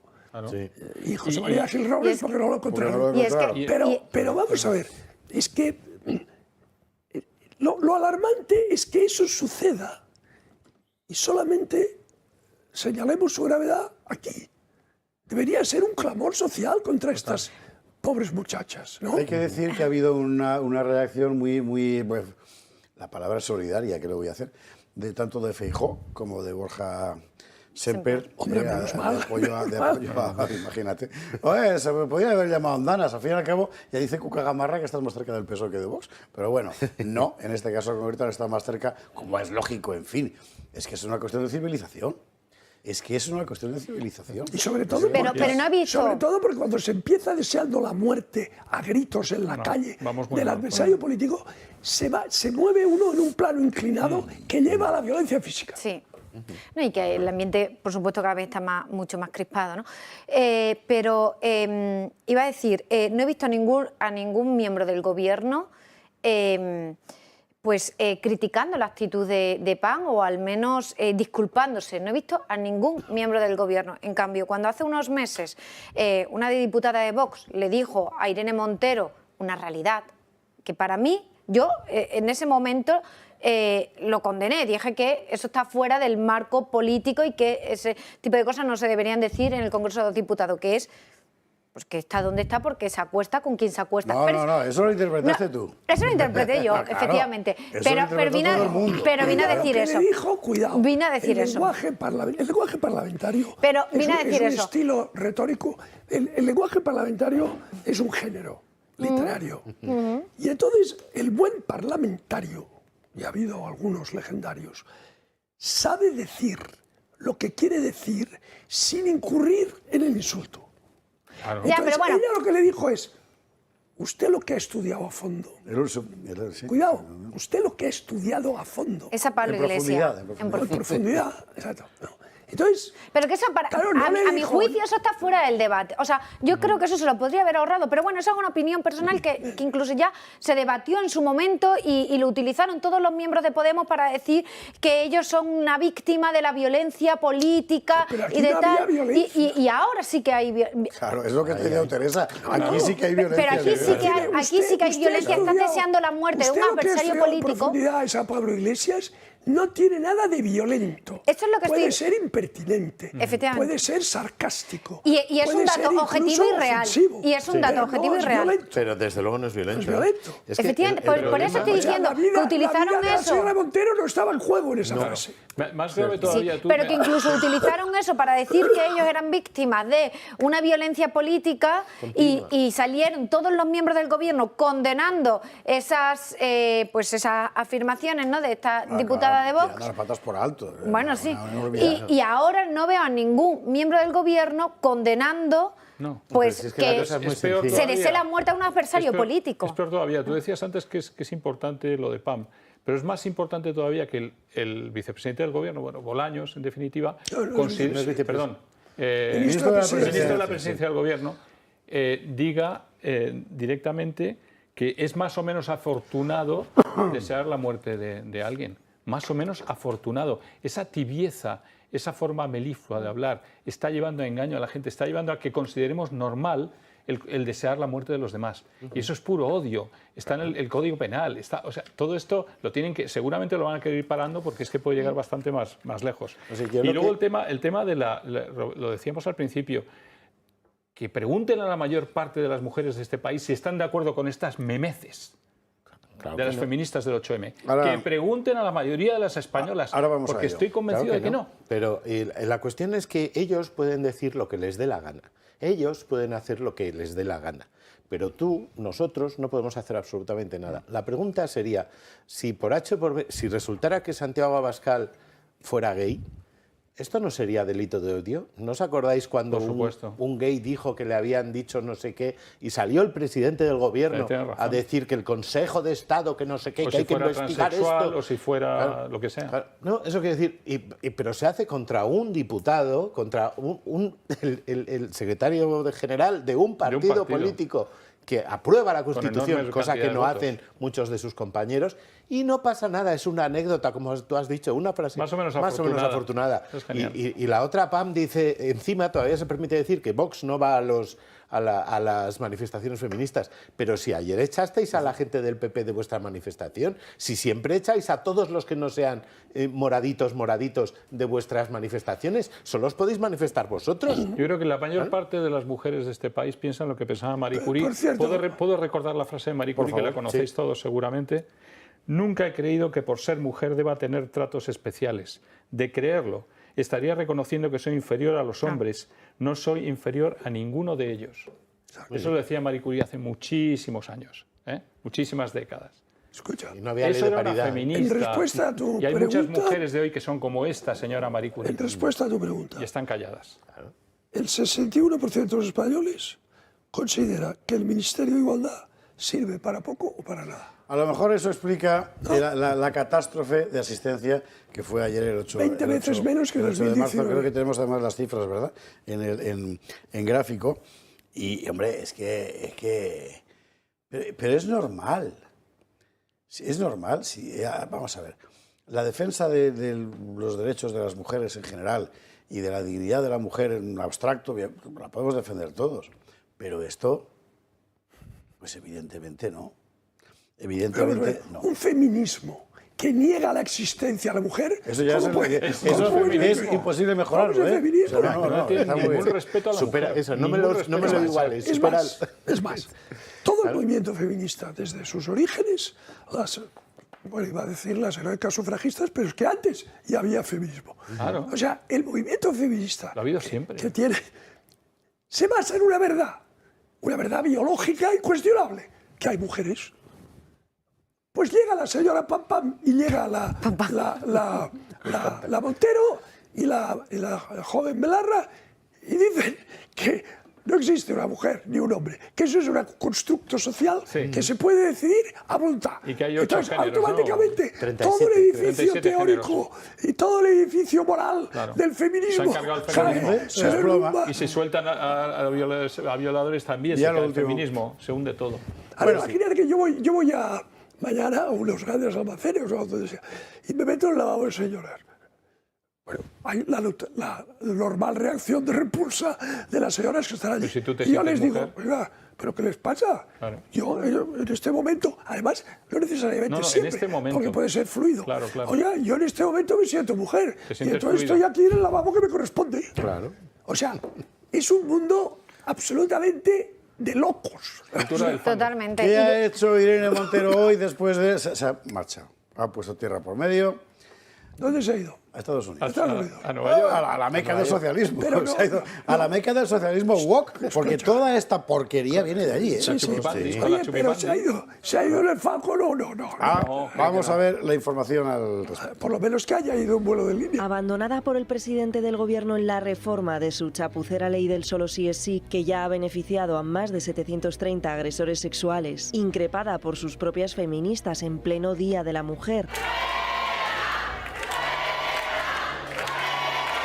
Y muy nerviosa tras la pancarta del 8M por tan solo preguntarle qué significa ser mujer. Si esa pregunta se hace con la intención de cuestionar que las mujeres trans son mujeres, se llama transfobia, se llama vulnerar los derechos humanos. Irene Montero deja a las españolas desprotegidas por su chapuza legal en situación de inferioridad en comparación con los hombres trans y huye. a los Estados Unidos, donde se dará un lavado de cara en la sede de Naciones Unidas en Nueva York. Allí sí defenderá la condición jurídica y social de la mujer, se reúne con la directora ejecutiva de ONU Mujeres y con el embajador representante permanente de España ante las Naciones Unidas. Ya lo ven, poco más de 2 años al frente de la cartera de Igualdad y su gestión no solo habrá conseguido soltar a violadores a las calles, permitir que las adolescentes mutilen sus cuerpos o acabar con la patria potestad de los padres, sino que hasta puede que le cueste la relación entre los socios del Gobierno de la Nación e incluso de ejecutivos regionales y de los ayuntamientos. Una cosa hay que decir, como aviso a navegantes, contra lo que nos pueda apetecer decir, que qué borrica que eres, muchacha, en Canadá esta semana Trudeau arbitraba $75.000 para el funcionario que quiera cambiarse de sexo. Con un matiz, de locos. Funcionario federal. Bien, vale, de acuerdo, vale, bueno, venga el matiz. Los demás no. Porque, Venga, no, porque él tiene competencias federales, porque es el primer ministro de Canadá, pero quiero decir que a lo mejor en Ontario no. Ya. Bueno. Pero incluye policía, bomberos. Digo, un funcionario del estado de Ontario, a lo mejor no. Pero desde luego, todos los funcionarios federales que quieran ser mujer con pene tienen $75.000. No está Bueno, mal. quiero decir que la locura woke forma parte del ambiente general, Bueno, de la hegemonía progre en Perdona, pero Occidente, ¿no? Trudeau siempre ha sido bastante sospechoso. Le bloqueó las tarjetas de crédito a los camioneros por quejarse por las vacunas, no te digo más. En fin, bueno, pues ahí se marchó Irene Montero. Cerramos cuestión de feminismo porque, bueno, hay que contarlo de Pedro. O sea, Pedro Antonio hoy, la foto, bueno, luego lo contamos. Teresa, ¿dónde va a acabar eso, Teresa Gómez? Políticamente hablando, ¿qué se palpa? Lo de Tito Bernis. No, Dice, lo del 8M, tú es que estás a lo tuyo. ¿Lo del 8M en Nueva York estamos? ¿Estamos en Nueva Lo del York? 8M en el mundo Montero y compañía. Ah, vale. ¿Cómo va a terminar judicialmente? ¿Se rompe? No, se rompe políticamente. Dicen que sí, que se va a romper antes de las municipales. No lo sé. Yo, como no estoy en el mundo político, que estoy Eso más sí que lo sé. en el pero judicial... tú hablas con más periodistas que yo, que solo lo con gente como No Alejo. digas que tú no te metes en política como el difunto. Pero es verdad que los compañeros que cubren política sí que dicen que antes de las municipales se rompe la ¿Qué coalición. va, hombre? ¿Pero dónde No, yo van a creo que irse no. estos que estén mejor que en los sillones azules? Yo creo que les conviene esperar. ¿No? ¿No te ¿Por parece qué? que les ¿Por conviene qué? esperar? ¿Por qué? Porque si no mueves mucho las cosas, pues a lo mejor sacan algo. Mira, Pero si lo mueves, a lo mejor se les cae. Los que cubren política dicen que sí que van a romper. Yo recordaba hoy una de las Por frases... la ley del solo sí es sí, porque en las elecciones, así, en las próximas elecciones pueden decir, no, mira, que la cagada del solo sí es sí no es mía, era de Irene Montero y de Podemos, que yo ya no estoy con ellos en el gobierno. Ya, pero mira, yo recordaba hoy una de las frases más célebres, y tuvo unas cuantas, de Giulio Andreotti, personaje con muchos claroscuros, ¿verdad? Bueno, pues Giulio Andreotti tuvo una frase genial. Dijo, Como Caravaggio. es verdad que el poder desgasta, pero desgasta más no tenerlo. Entonces, por eso yo creo que la probabilidad de que estos aguanten hasta las generales es más alta que la probabilidad de que rompan antes. Desde luego. Sí. Pero es eso, si se han ido a Nueva York, esta señora se ha ido a Nueva York para reunirse con asociaciones españolas que van con ella al viaje. Luego sí, va a tener una Pero allí ruedita tiene de mucho- prensa. allí tiene muchos simpatizantes woke. Sí, por No, supuesto. ha hecho un evento Pero en no le Naciones hacen ni Unidas caso. paralelo, un evento paralelo. Que En una salita pequeña de la ONU ahí. Interviene, me parece, en una comisión de Naciones Pero Unidas. pero eso es ¿Sabéis como cuánto cuando cuesta fue la habitación Pedro por noche? Sánchez y le entrevistó el canal del Distrito 4, calle Quinta. O sea, quiero decir, ¿Sabéis cuánto cuesta ir ahí. la nochecita de cada señorita de estas de Chupipandi? $505 por noche. Y como van a pasar dos, van a pasar $1.000 cada una. ¿Está bien? $500 Cada uno de más taxi. los escolta, $500 más... de Eso, más taxi. escoltas, Traducción 4.000. O sea, las cifras son de locos.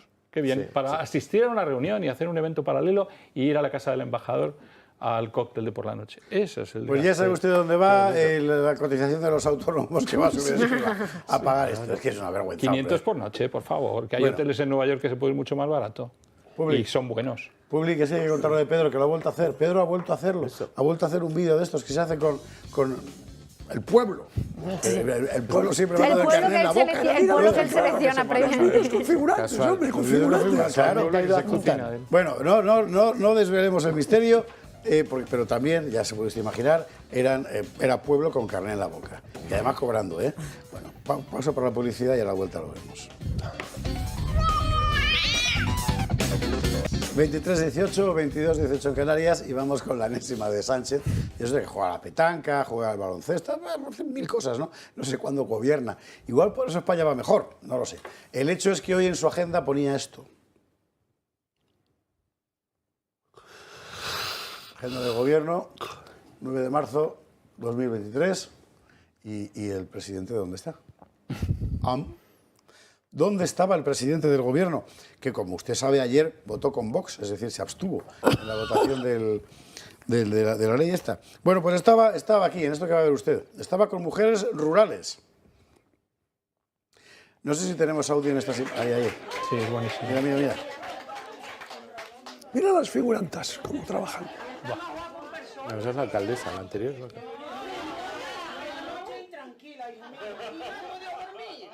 Historia de este pueblo, que tiene mucha historia. Han hecho una tarea de investigación de lo que son todos los recursos, que lo tienen por ahí si quieres luego echarle un vistazo. Luego me enseñáis el pueblo, ¿no? Sí. No tenemos manual, porque cada pueblo es diferente. Las sepulturas, que es de origen visigodo, en la carretera. El dolmen. ¿Dónde lo tenéis, el dolmen? ¿Cerca del pueblo?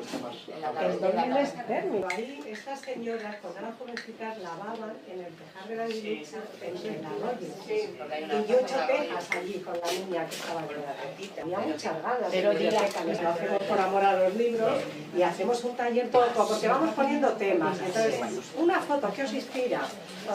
¿Cuántos niños tenéis? Pues será 21, 22. Sí. Bueno, de una población de cuántos? 310 habitantes. Gracias por venir a la periódica, ¿vale? Gracias. ¿Qué tal está usted? ¿Bien? Bien. Voy tirando, que no es poco. Que no es poco.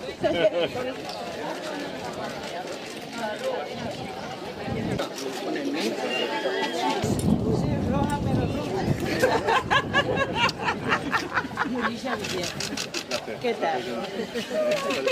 Bien. ¿Viene usted por aquí y viene a trabajar o algo? Bueno, ahí estamos haciendo nada. Al final, cocina.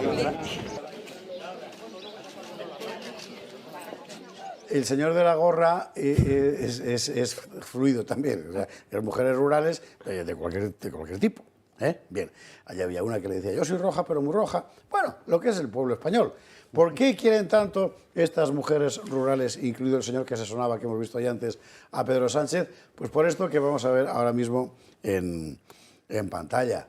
Es que es una asociación de la cuerda. Claro. 285.000 euros, que no son poca cosa. Subvención directa, 285.000 euros. A la Asociación de Mujeres Rurales. FADEMUR.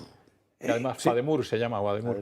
FADEMUR, ahí estamos. FADEMUR. Yo por 285.000 euros incluso le besas. Te haces mujer rural. Yo me hago mujer rural. Solo doy la mano, no por 285.000 euros. Yo me hago mujer rural por ese dinero.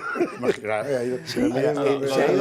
tremendo porque además siempre hace lo mismo, o sea, y le da exactamente igual que los medios de comunicación, porque se graba y cuando empezamos a investigar quiénes son esas personas que aparecen con él y demás, ya le da exactamente igual, porque lo vuelve a hacer una y otra vez. Es decir, tú, si lo haces pensando que no te van a pillar, lo haces una vez, pero no constantemente, ¿no?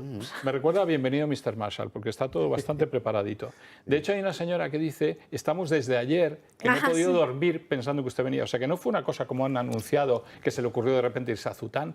No, es que lo llevaban preparando. Segundo, he mirado las elecciones, quién ha ganado en Azután y demás. 60-65% socialcomunista. Sí. Bien. Y luego todas son de FADEMUR, que además está financiada por el progresismo y el socialismo.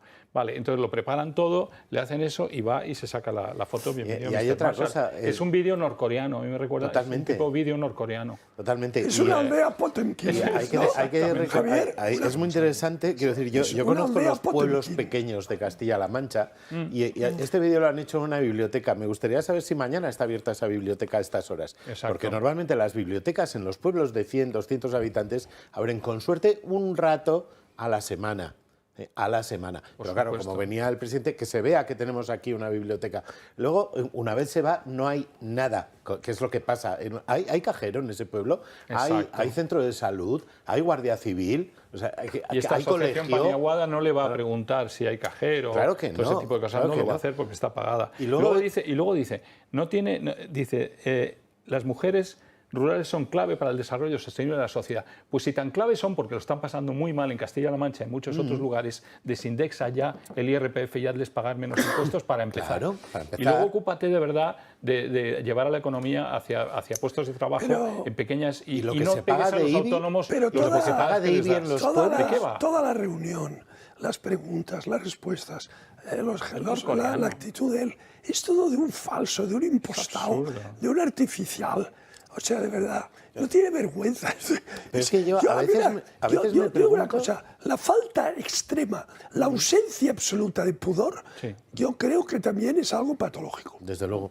Yo a veces me pregunto si en el Porque un mundo... ser humano normal siempre hay un límite de pudor que no sobrepasas. Claro, sí. Este no.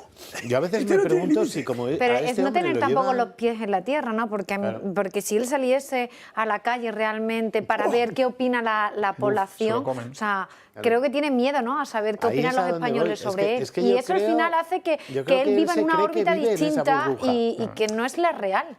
Yo a veces pienso que Pedro Antonio Sánchez piensa que allí a donde voy todo el mundo es socialista, todo el mundo me quiere. O sea, quiero decir, tiene tantos asesores que a lo mejor estamos asistiendo al traje nuevo del emperador. A lo mejor él se cree que las mujeres rurales son así, todas, y que los abuelos que juegan a la petanca y que los matrimonios de Fuenlabrada todos son del PSOE también. No sé, o sea, quiero decir, a veces me lo pregunto. Y el muy poder te seriamente. puede dar eso, ¿no? Esa especie de ínfulas de que todo el mundo te Eso, adora. porque si no, Teresa, es eso, es ¿por qué sigue haciendo esto si todos nos reímos de él? O sea, esto es para sus muy acérrimos, si no es increíble. Para los muy cafeteros, efectivamente. Exacto. Y ahora la pregunta es si realmente los hay. Y ojo, porque otra cosa no, pero esta disciplina sí la dominan. De tal forma que sus gurús o gurúes piensan que este tipo de instrumentos llegan realmente a su electorado, no hay por qué presumir que estén equivocados, ¿eh? Que la sociedad española ha bajado mucho de nivel. Pero podrían ser un poco más creativos, ¿no? También veremos en las próximas elecciones cómo van a empezar todos a recibir de repente pues cartas bombas, navajitas, tal, pues que se inventen algo diferente para las próximas elecciones municipales. Mientras estos tanto la vida gurús sigue que tanto cobran. y sigue la vida con los peores colores, como lo que acaba de pasar en Hamburgo hace apenas un par de horas. Un tiroteo en una iglesia de un barrio de Hamburgo, dentro de una iglesia, van 7 muertos ya. Hasta hace unos minutos eran 6 muertos y varios heridos. Los heridos sí, ya hay 7 muertos y seguramente crecerán. Ha llegado un grupo de gente armada, ha entrado en la iglesia, ha abierto fuego a discreción contra todo lo que han pillado y tal cual se han subido en un coche y se han dado a la fuga. En este momento no sabemos nada más, salvo que la policía ha cerrado todo el entorno del barrio y ha pedido a la gente que no se acerque y que no usen mucho el móvil para que las emergencias puedan estar yendo, porque se puede imaginar, hay muchos heridos. Le voy a dar la última, si le parece a usted, la última cifra de heridos que nos han dado. No, sigue sin confirmarse la cifra de heridos. Hay varios heridos. Todos los muertos por heridos de bala, ya son 7 muertos por heridos de bala. La iglesia era una iglesia de testigos de Jehová, concretamente. Bueno, en fin, pues esto es lo que hay. Si tenemos alguna información más, se la iremos contando. En cuanto al modus operandi, la verdad es que es una cosa como de... Yo creo que Soros debe estar contento porque mete cantidad de millones para luchar contra la islamofobia, si es que se confirma que esto ha sido un atentado islámico, que no tengo ni idea, ¿eh? O sea, es que a lo mejor no es un atentado islámico. Nadie tiene ni idea, efectivamente. Hombre, de hecho, es que es obvio que un atentado en el interior de una iglesia y a tiros con cristiana, tanta gente, tiene toda la pinta. Testigos de Jehová, una iglesia cristiana, ¿no? Poco peculiar, pero cristiana. Yo creo que un atentado de esta naturaleza en el interior de una iglesia cristiana tiene ya una marca, ¿no? Una marca, ¿no? Bueno, en fin. Bueno, estaba muy interesada Teresa Gómez en hablar de Tito Berni.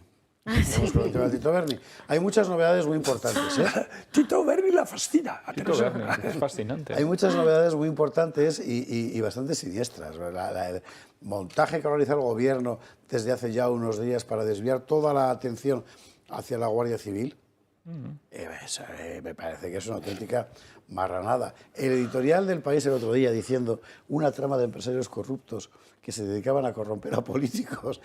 Hombre, por favor, y los pájaros disparando las escopetas. Ya es lo último, en fin. Bueno, y ahora, lo penúltimo del caso, lo contaba Javier Orcajo hoy con pelos y señales, es que salpica al entorno de Ábalos. Yo no iré más allá porque no se podría ir más allá. Pero aquí, todo el empeño que están poniendo en tapar esto como sea, por algo será, ¿no? Bueno, vamos a ver lo último que tenemos. Gloria Sacristán nos hace un breve resumen y luego lo comentamos.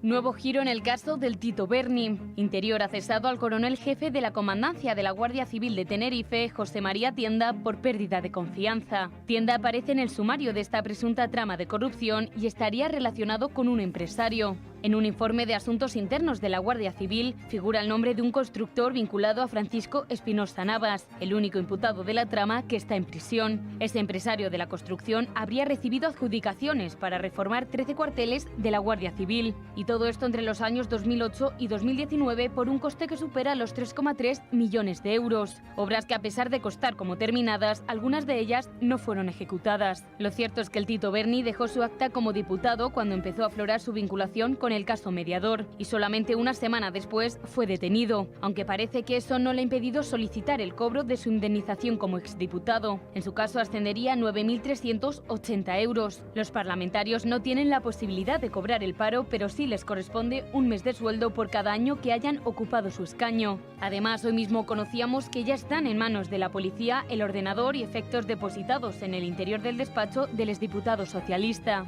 Hoy mismo lo ha entregado la presidenta de la Cámara Baja, Meritxell Batet. Este caso, que investiga al Tito Berni como presunto líder, se ha saldado por ahora con 12 personas detenidas por cargos de supuesta corrupción. Unos cargos que van desde cohecho y tráfico de influencias hasta falsedad y pertenencia a grupo criminal. Bueno, y lo que se irá sabiendo. ¿Y qué más sabes tú, Teresa? ¿Qué nos puedas contar? Pues, a ver, lo que se sabe hasta el momento es solamente una pieza de las 3 piezas separadas que hay de la causa. Hay 3 piezas. Hay 3 piezas, ¿no? Una es el sumario que ahora se ha publicado en todos los medios de comunicación, ¿no?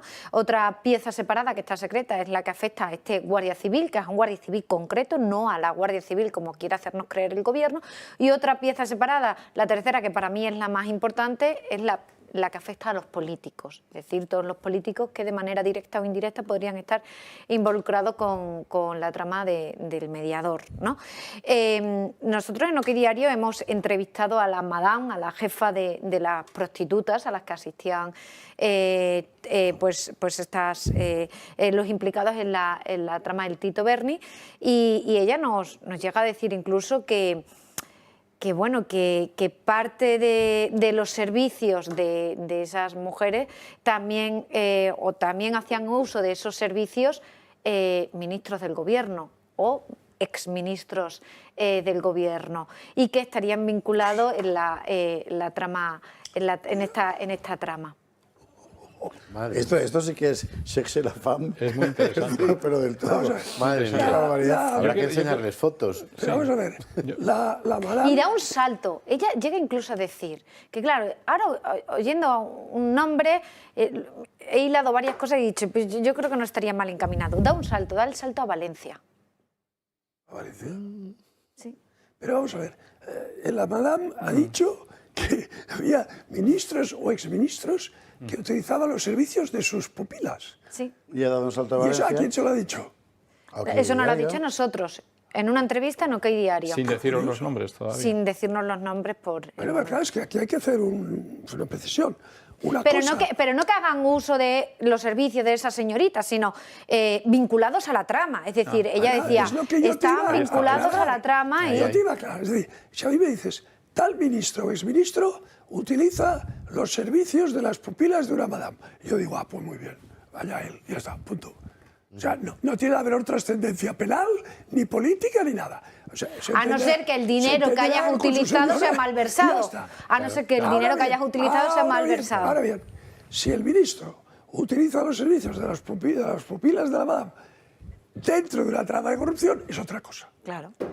Yo salgo del aspecto prostitución y me preocupa, y creo que en algún momento se ha dicho, a ver si me lo puedes aclarar, que la Fundación Internacional para Iberoamérica, de Administración y Políticas Públicas, habría una relación entre el tema Tito Berni con Zapatero, de una secretaria de Estado con Zapatero, que ahora es directora, que es directora de este instituto. Estarían en la Junta Directiva Álvarez, Calviño, Job, y ella se llama Ana Terrón y Cusi, que fue miembro del Migration Policy Institute de Soros, y por eso estuvo con Zapatero también en migración, y que es una gran sorosiana, por cierto. Pero bueno, no tiene nada que ver. El tema es que... Ana Terror la conozco yo, muchos catalanes. Pues esa es la directora de esta fundación, que estaría relacionada... Pero ahora esa fundación, ¿sabes lo que hace? Pero cuidado, es que esa fundación ha manejado entre el 14 y el 23, y este año, 447 millones de euros... ¿Qué? 447 millones de euros en cooperación internacional de la SECIPI. ¿Sabes para qué? Como puede estar ligado al militar, al Guardia Civil, puede estar ligado a las operaciones en el Sahel. Es que el Guardia Civil, precisamente, entonces, si está ligado a la cooperación y las operaciones en el Sahel, y ahí tenemos un dinero, pero por cierto,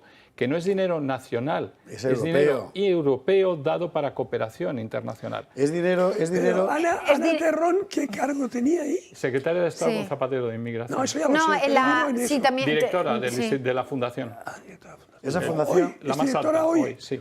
Sí, pero que mi pregunta es, que es una de las preguntas que he hecho y por el momento no me han respondido, la Fiscalía Europea también va a investigar esto porque, bueno, ha tenido o ha querido investigar y ha tenido mucho interés en investigar los contratos del hermano de Ayuso. Pero la Fiscalía Europea, ¿de quién depende? Pero con respecto a esto no ha dicho ¿De Concha Sabadell? Claro. Pero era de la Gürtel, pero si es que al final aquí todo está claro. En las cuentas auditadas aparece claramente que es dinero internacional. Vamos a ver, esa nacional. fundación es la que, hasta donde yo sé, esa fundación es la que ejecuta el traslado de fondos europeos a los gobernantes del Sahel para que frenen el flujo migratorio. A través de SECIPI. Y se dedican fundamentalmente a eso. ¿Y ahí es donde estaba el general de la Guardia Civil? Creo que está ligado al general de la Guardia Civil, ligado al Sahel. De hecho, las actividades, en la época de las actividades que se le recriminan, él estaba trabajando para la Unión Europea. Para esta agencia. No sé si para la agencia o para la Unión directamente. Pero en todo caso, la señora el Guardia Civil. No, yo lo que leí es que estaba trabajando para la Guardia trabajando para algo europeo. No estaba trabajando en ese momento para la Guardia Civil. No.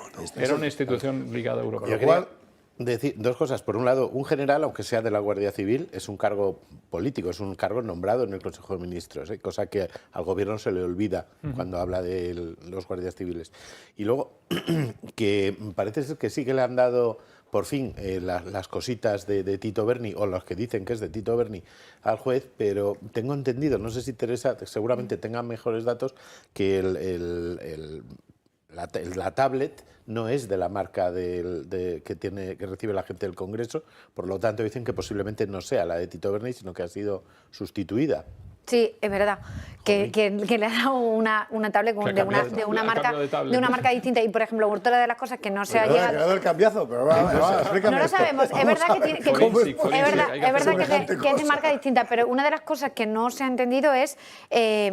¿por qué en lugar de hacer un registro en el despacho, dice, no, entrégame voluntariamente el material? Bueno, pues le va a entregar el material que ellos quieran entregarle, ¿no? Claro. Otra de las cosas que tampoco se ha entendido es por qué cuando se procede a la detención de los investigados, se decreta la prisión provisional para el general, pero no para Tito Berni. Es que y fue porque no el fiscal, efectivamente, el fiscal no lo pidió, ¿no? Y puede estar ocultando pruebas. Puede estar pero más, sí, claro, pruebas. Puede estar destruyendo pruebas, ¿no? Que es para lo que sirve, porque ahora dicen, bueno, pero es que no va a huir porque, claro, mire todo el tiempo que ha pasado y no ha huido. Bueno, pero es que hay otro de los motivos por los que se puede decretar la prisión provisional, que es la destrucción de pruebas, ¿no? De hecho, la juez lo quería. Claro. Sí. Claro. Pero como el fiscal no lo pide, pues... El fiscal, por cierto, si yo no estoy equivocado... ha sido ascendido por el actual fiscal general del Estado, y cae por Álvaro García. Cae parachutado en esta causa. Y ha caído aquí, por cae parachutado en esta causa cuando lleva ya 4 meses instruyéndose la causa, si no me equivoco. Sí, efectivamente. Pero eso es otra casualidad, como lo de la tablet. Meritxell Tablet. Madre mía, joder. Pues así está la cosa. Pero tengo esperanza porque yo confío mucho en la juez de esta causa. No, la juez, la verdad es que se ha puesto a tirar del hilo, y todo empezó además con una denuncia mínima de un tío que había estafado. Sí, que luego era mentira, que era una denuncia falsa. Y era una denuncia falsa, bueno, el sumario cuando te lo empiezas a leer dices, mira, yo no entiendo nada. El sumario es una querella que pone por estafa a otra persona, al principio pues parece, pues nada, una estafada a otro y ya está. Y luego resulta que es que ese que ha estafado, ese que se ha querellado contra el mediador, que es el que supuestamente estafa, pone una denuncia falsa y se comprueba que esas transferencias que él decía que le habían robado de su cuenta, las había ordenado él directamente. Entonces el mediador dice, bueno, pues ahora yo le voy a denunciar a él por ponerme una denuncia falsa y voy a entregar mi móvil. Hizo algo así el abogado del mediador. Es que no sé si mi representado debería entregar el móvil porque tiene mucha información que afecta a políticos. Entonces ahí es cuando la juez le dice, pues entrégueme el móvil. Muy bien el abogado, muy bien, el abogado muy estupendo, muy bien. Fue surrealista. Y la cosa es, querían quitarse del medio al mediador, no sabemos por qué, querían quitárselo del medio acusándole de un delito de estafa. Mi pregunta es, ¿por qué lo querían quitar del medio y quién pagó quién pagó o quién promovió que una persona X presentase una denuncia falsa contra el mediador? Yo había oído, no sé si es verdad, que sinceramente, o sea, hay cotilleo y aquí hay periodistas que sabrán mejor ordenar las cosas, que era un poco como una explicación a la mujer. O sea, que a la mujer le había dicho, eso es lo que dice el mediador. Pasta, ¿en qué te la has gastado hoy? No, es una... Y al final una estafa y... No, eso es lo que dice el mediador. El mediador dice, bueno, es que él como tenía una serie de transferencias que me hacía a mi cuenta, creo que su mujer debió verla, entonces él para justificarse ante la mujer decidió querellarse contra mí. Pero eso dice el mediador, pero... Si estamos todos locos. Sí, la verdad. En fin, bueno, por ahí está la cosa y seguiremos contando. Ahora lo importante es que el gobierno no consiga, con toda su artillería mediática, desviar la atención de lo más importante, que son las tramas de desvío de dinero público, evidentemente, claro. Todo lo demás es lo que dice Alejo, allá cada cual con sus... No, y después el tráfico de influencias. Claro, por supuesto. En fin, bueno, vamos a hacer una cosa, vamos a irnos a la publi. ¿Por qué?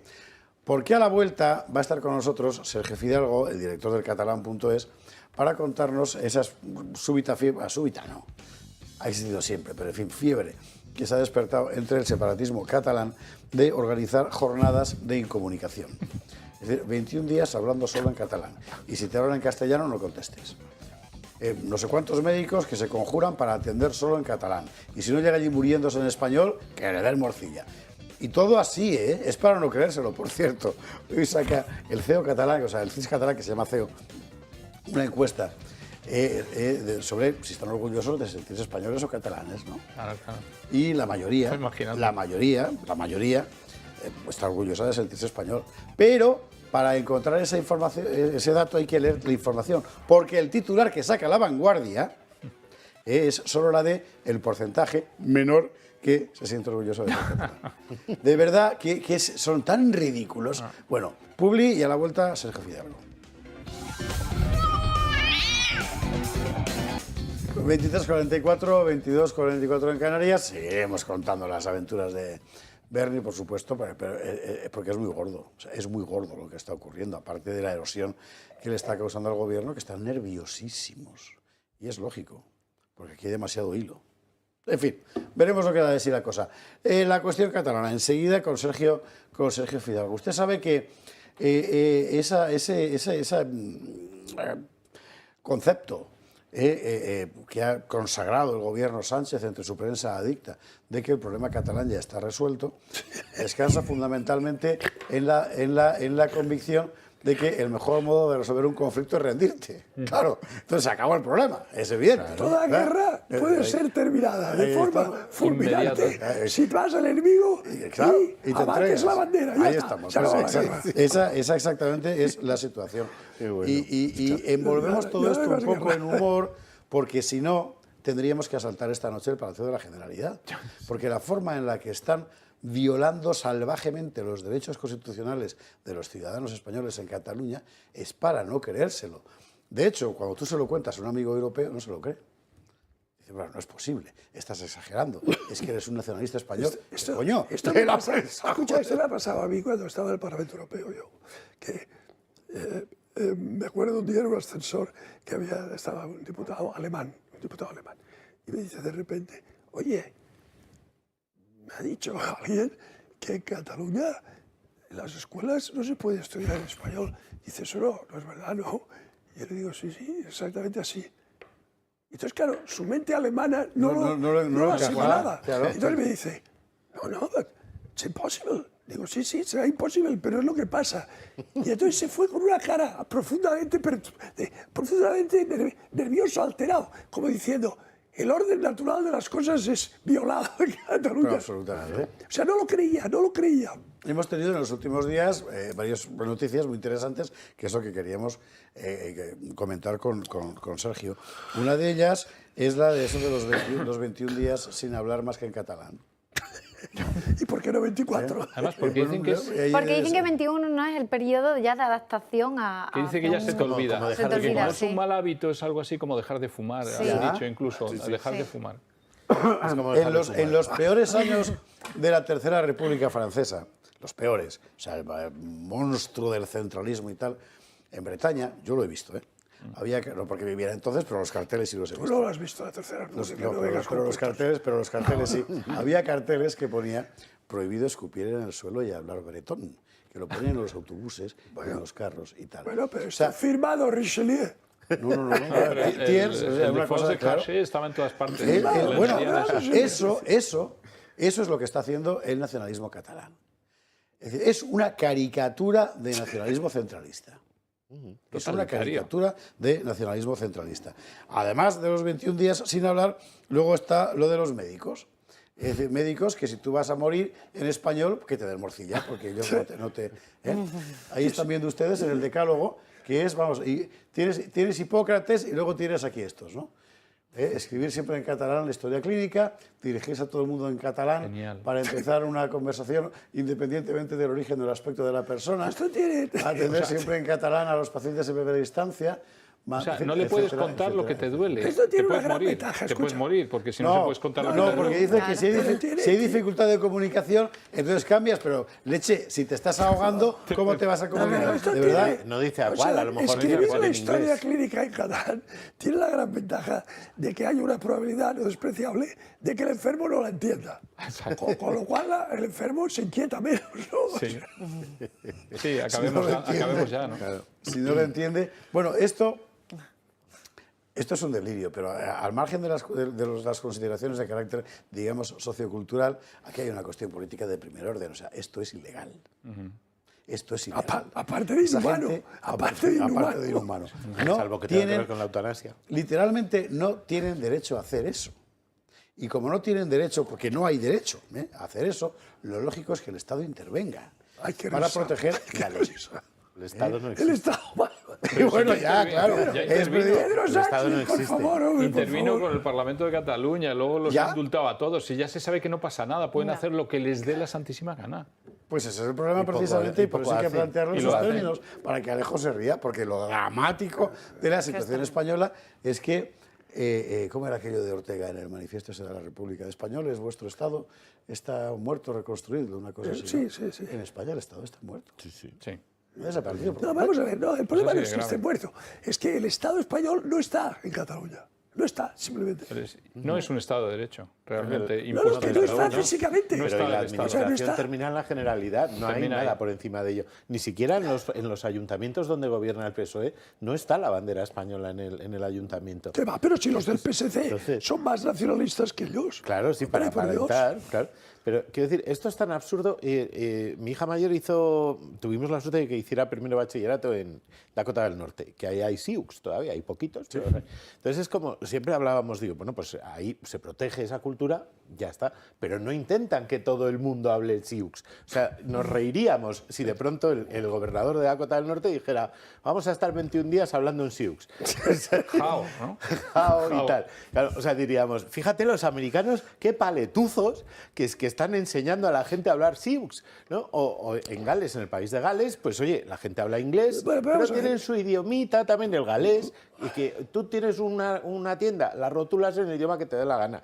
Pero no se te ocurre no aprender inglés y que tus hijos no aprendan inglés, porque al final, estábamos hablando antes de Francia, en Francia, a raíz de la Revolución Francesa se enseñó francés a todo el mundo. ¿Para qué? Para que pudieran ser iguales. Y para que fueran iguales. Bueno, se enseñó francés de París, porque sí, ahí hicieron una escuela. Claro. Pero bueno, el catalán que enseñan tampoco es de verdad. Folclórico, ¿no? Era una cosa curiosa en Francia es que en el siglo XVIII, antes de la Revolución, más de la mitad de los franceses no sabían hablar francés. O sea, hablaban el patois local. Hablaban el patois, efectivamente, sí. Y entonces, incluso en la familia real, hablaba un francés diferente. Por ejemplo, no decía, Luis XVI no decía moi le roi, decía moi le roi.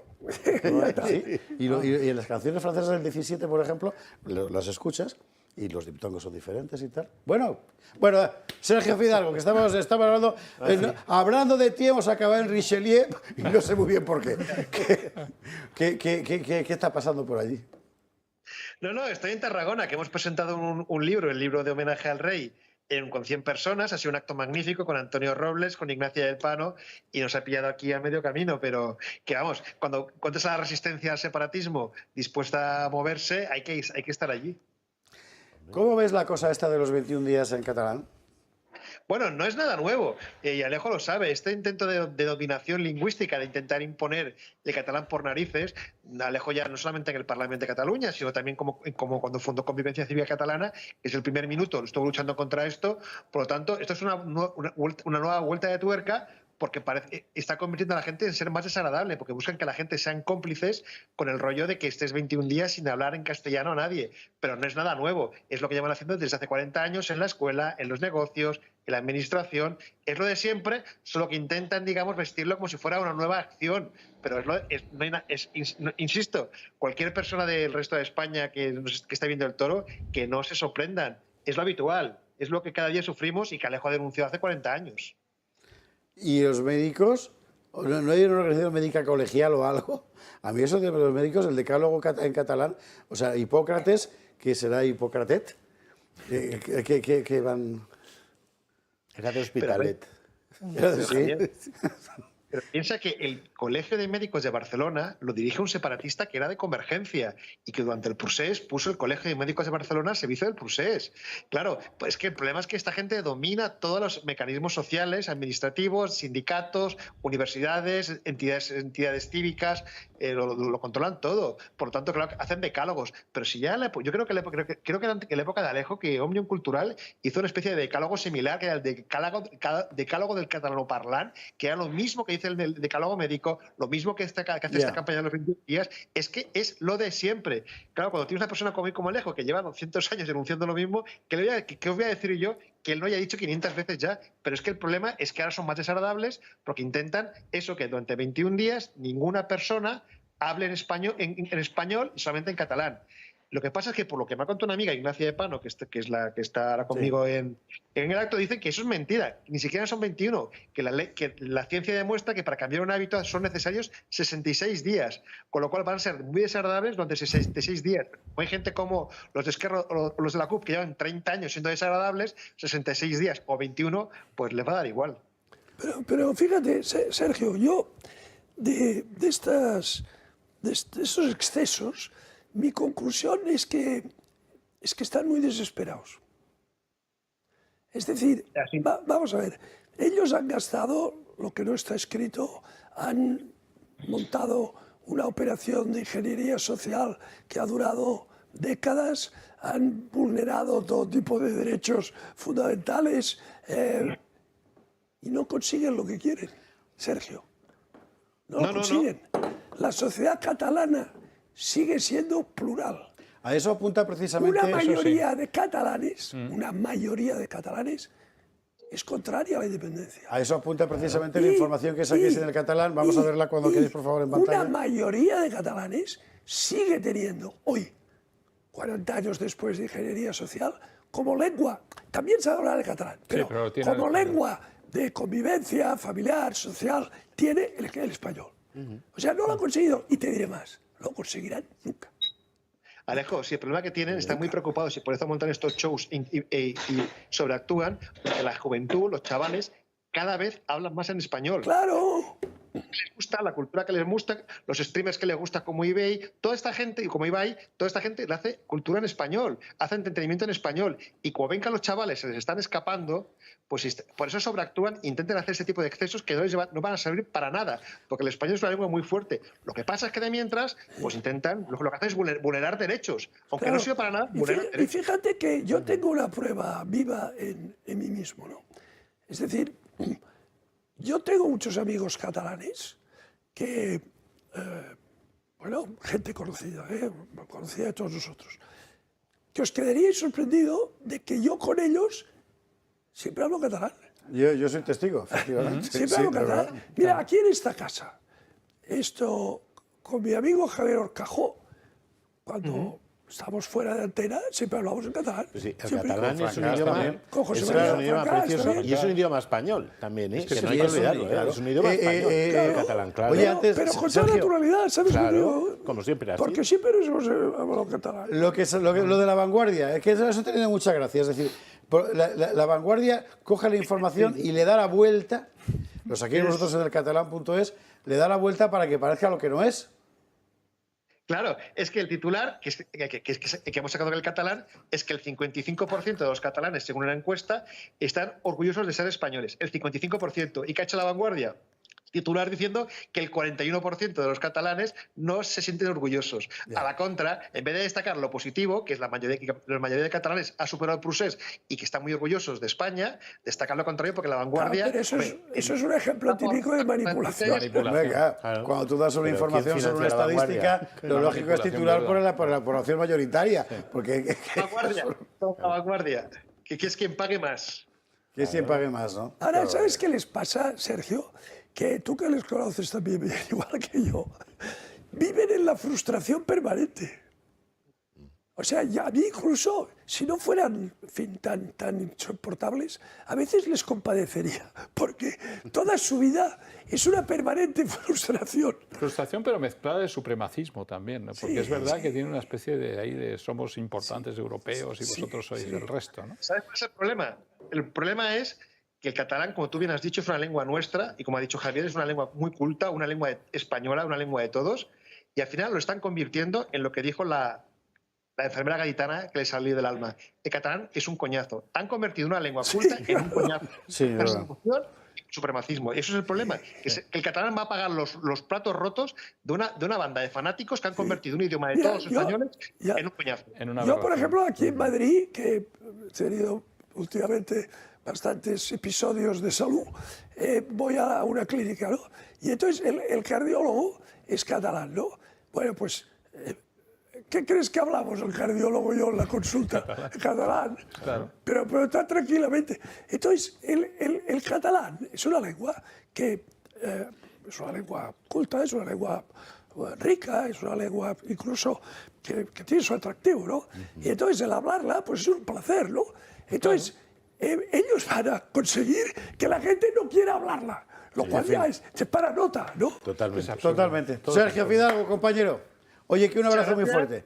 Y perdonad la calidad de la imagen, la próxima vez estaré mejor, lo siento. Estoy seguro, como siempre. Un abrazo muy fuerte. Le hemos pillado saliendo de un acto en Tarragona, un abrazo fortísimo. Gracias mil, de verdad.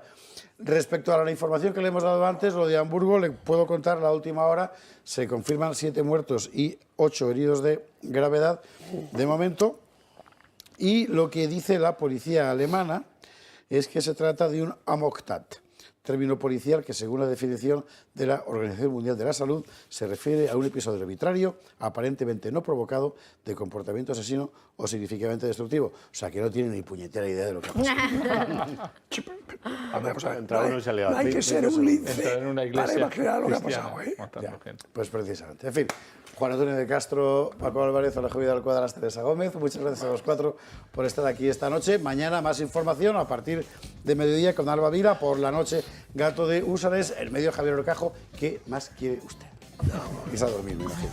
Venga, que descanse y mañana más.